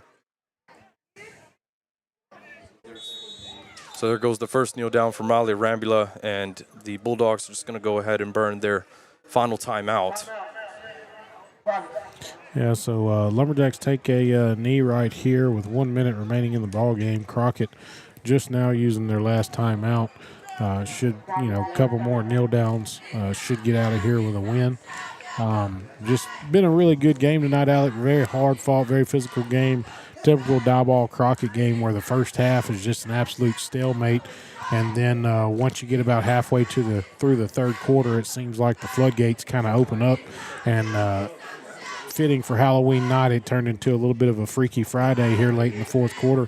But Lumberjacks looking 1 minute away from another win and getting a second district win on the posting a second district win on the schedule. So setting up a big chance in next week in Diboll against Teague. So there's the other kneel down for Miley Rambula, and the Lumberjacks should have time to kneel this one. Should get another kneel down here in just a moment as they reset the game clock and the play clock. So one more kneel down, and that will seal the deal here from Driscoll Stadium tonight in Crockett. Yes, sir. Game clock's down to 40 seconds. So one more kneel down. That's all it's gonna take. And Diboll will be getting out of here with a victory tonight, 27-20, and that should do it as Riley kneels down one more time, and the Lumberjacks will be victorious, and we will head back to Diboll tonight with another W on the record books. So the Lumberjacks with a 27-20 victory over the Crockett Bulldogs on Halloween night on the road at Driscoll Stadium, as the Lumberjacks keep their playoff hopes intact as we go into a huge matchup next week with Teague. But before we talk about Teague, your final score tonight is the Diboll Lumberjacks victorious by a score of 27-20 on Halloween night. We'll be right back to wrap up the post-game show as Lumberjacks improve their record to 3-6 on the year.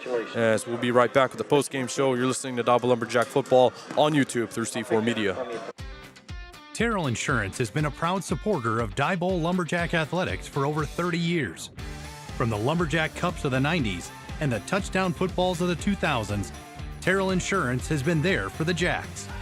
Terrell Insurance has been a proud supporter of Lumberjack fans off the field as well. For all of your insurance needs, visit Terrell Insurance in Diboll. Made in America. A simple idea that means everything at Mueller Metal Roofs and Buildings. It means local branches, dealing with friends and neighbors you trust. It means innovation, leading the way with better solutions. It means caring about our products and even more about the people who use them. It means pride in a job well done. Mueller, made in America, made to last.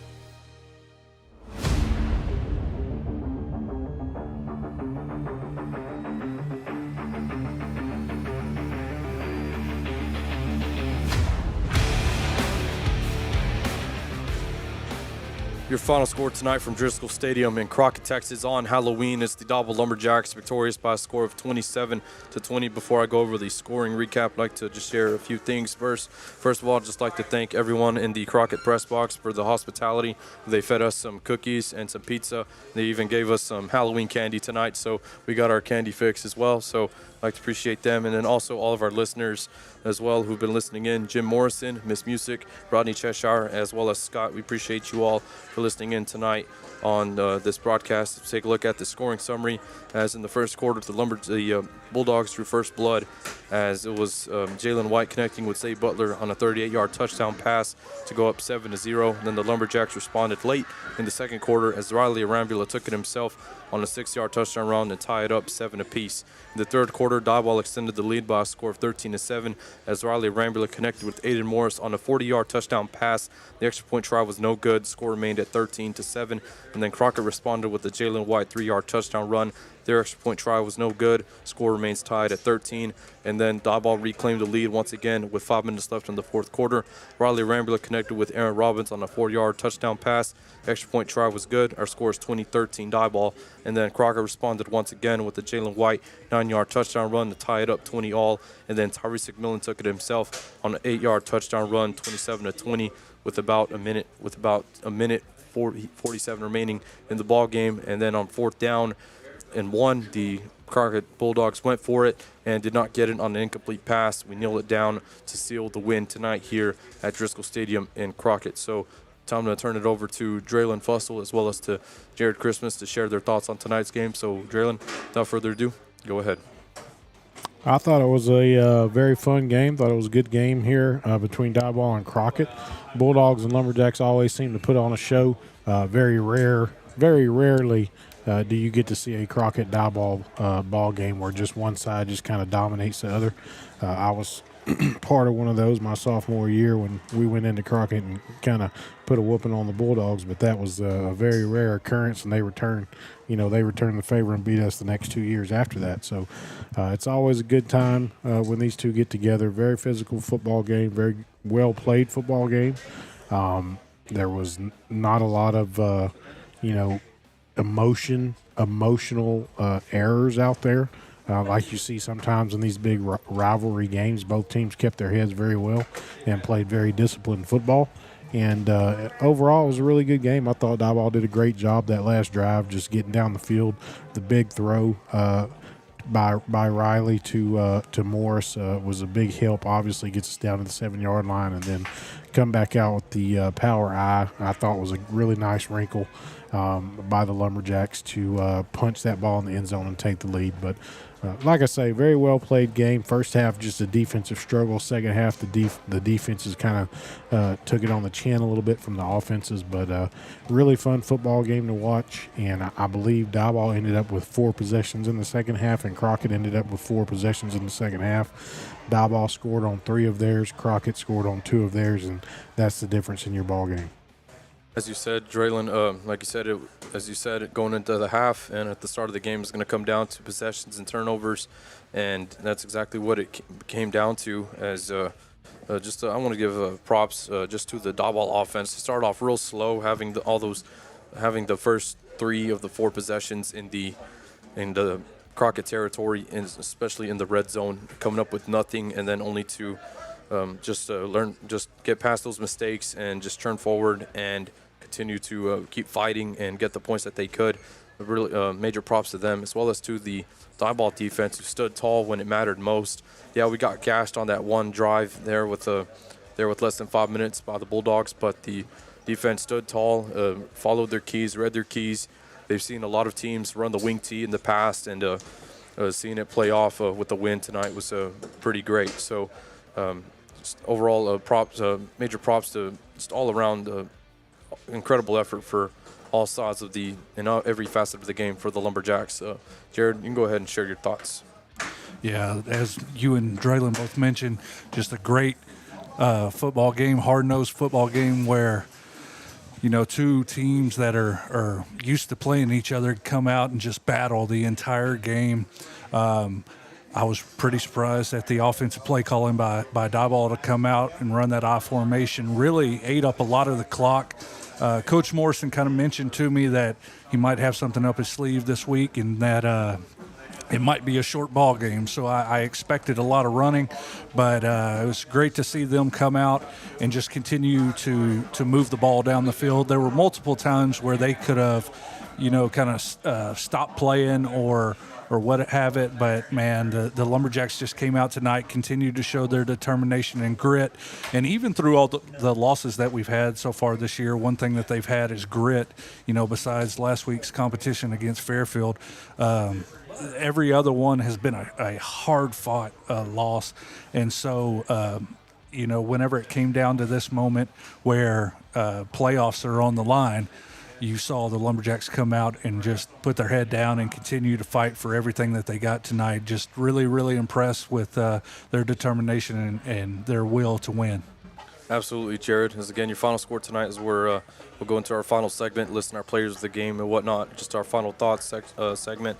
But again, your final score tonight, 27-20, Diboll Lumberjacks victorious over the Crockett Bulldogs on Halloween night. And just really exciting to see how things go forward. This, as far as playoff implications, that remains to be seen. But I will say off the bat that we are in pretty decent shape. We'll just have to see how the rest of the district race plays out going into Teague next Friday night on senior night at the Lumberjack Stadium. So, time to go ahead and list my player of the game.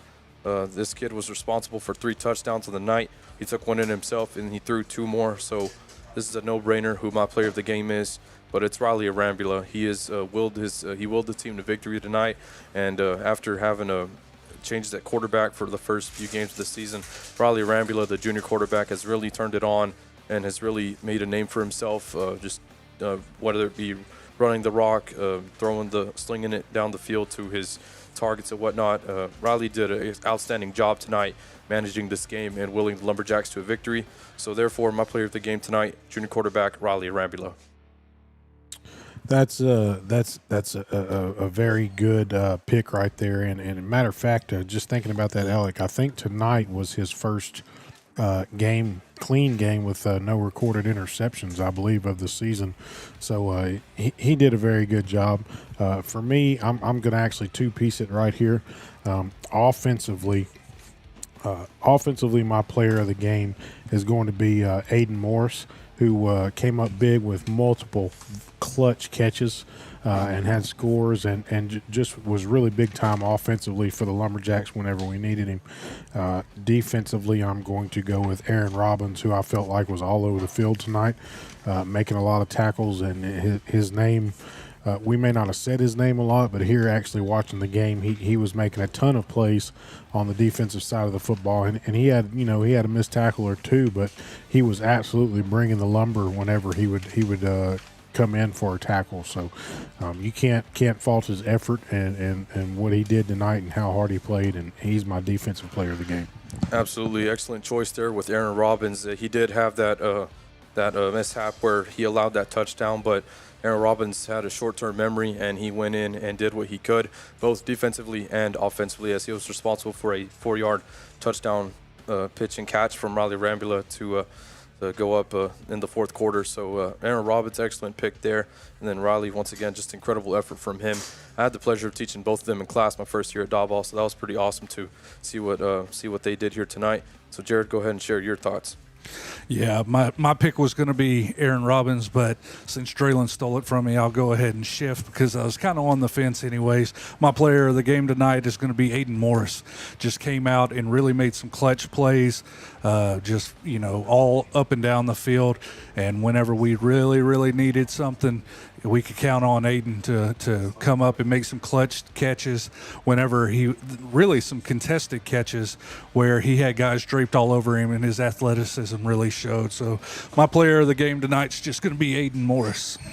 Yep, so there you have it, your players of the game from all of us: Riley Arambula, Aiden Morris, Aaron Robbins. Those are your picks. So again, your final score this evening from Driscoll Stadium on Halloween: Diboll Lumberjacks victorious by a score of 27-20 for Jared Christmas. Draylen Fussell, this is Alec Reyes saying so long, everyone. Good night, God bless, and y'all take it easy on the candy if y'all went trick-or-treating. Happy Halloween. Go Jacks. And a quick shout out if you're still listening, Miss Music, we still love you.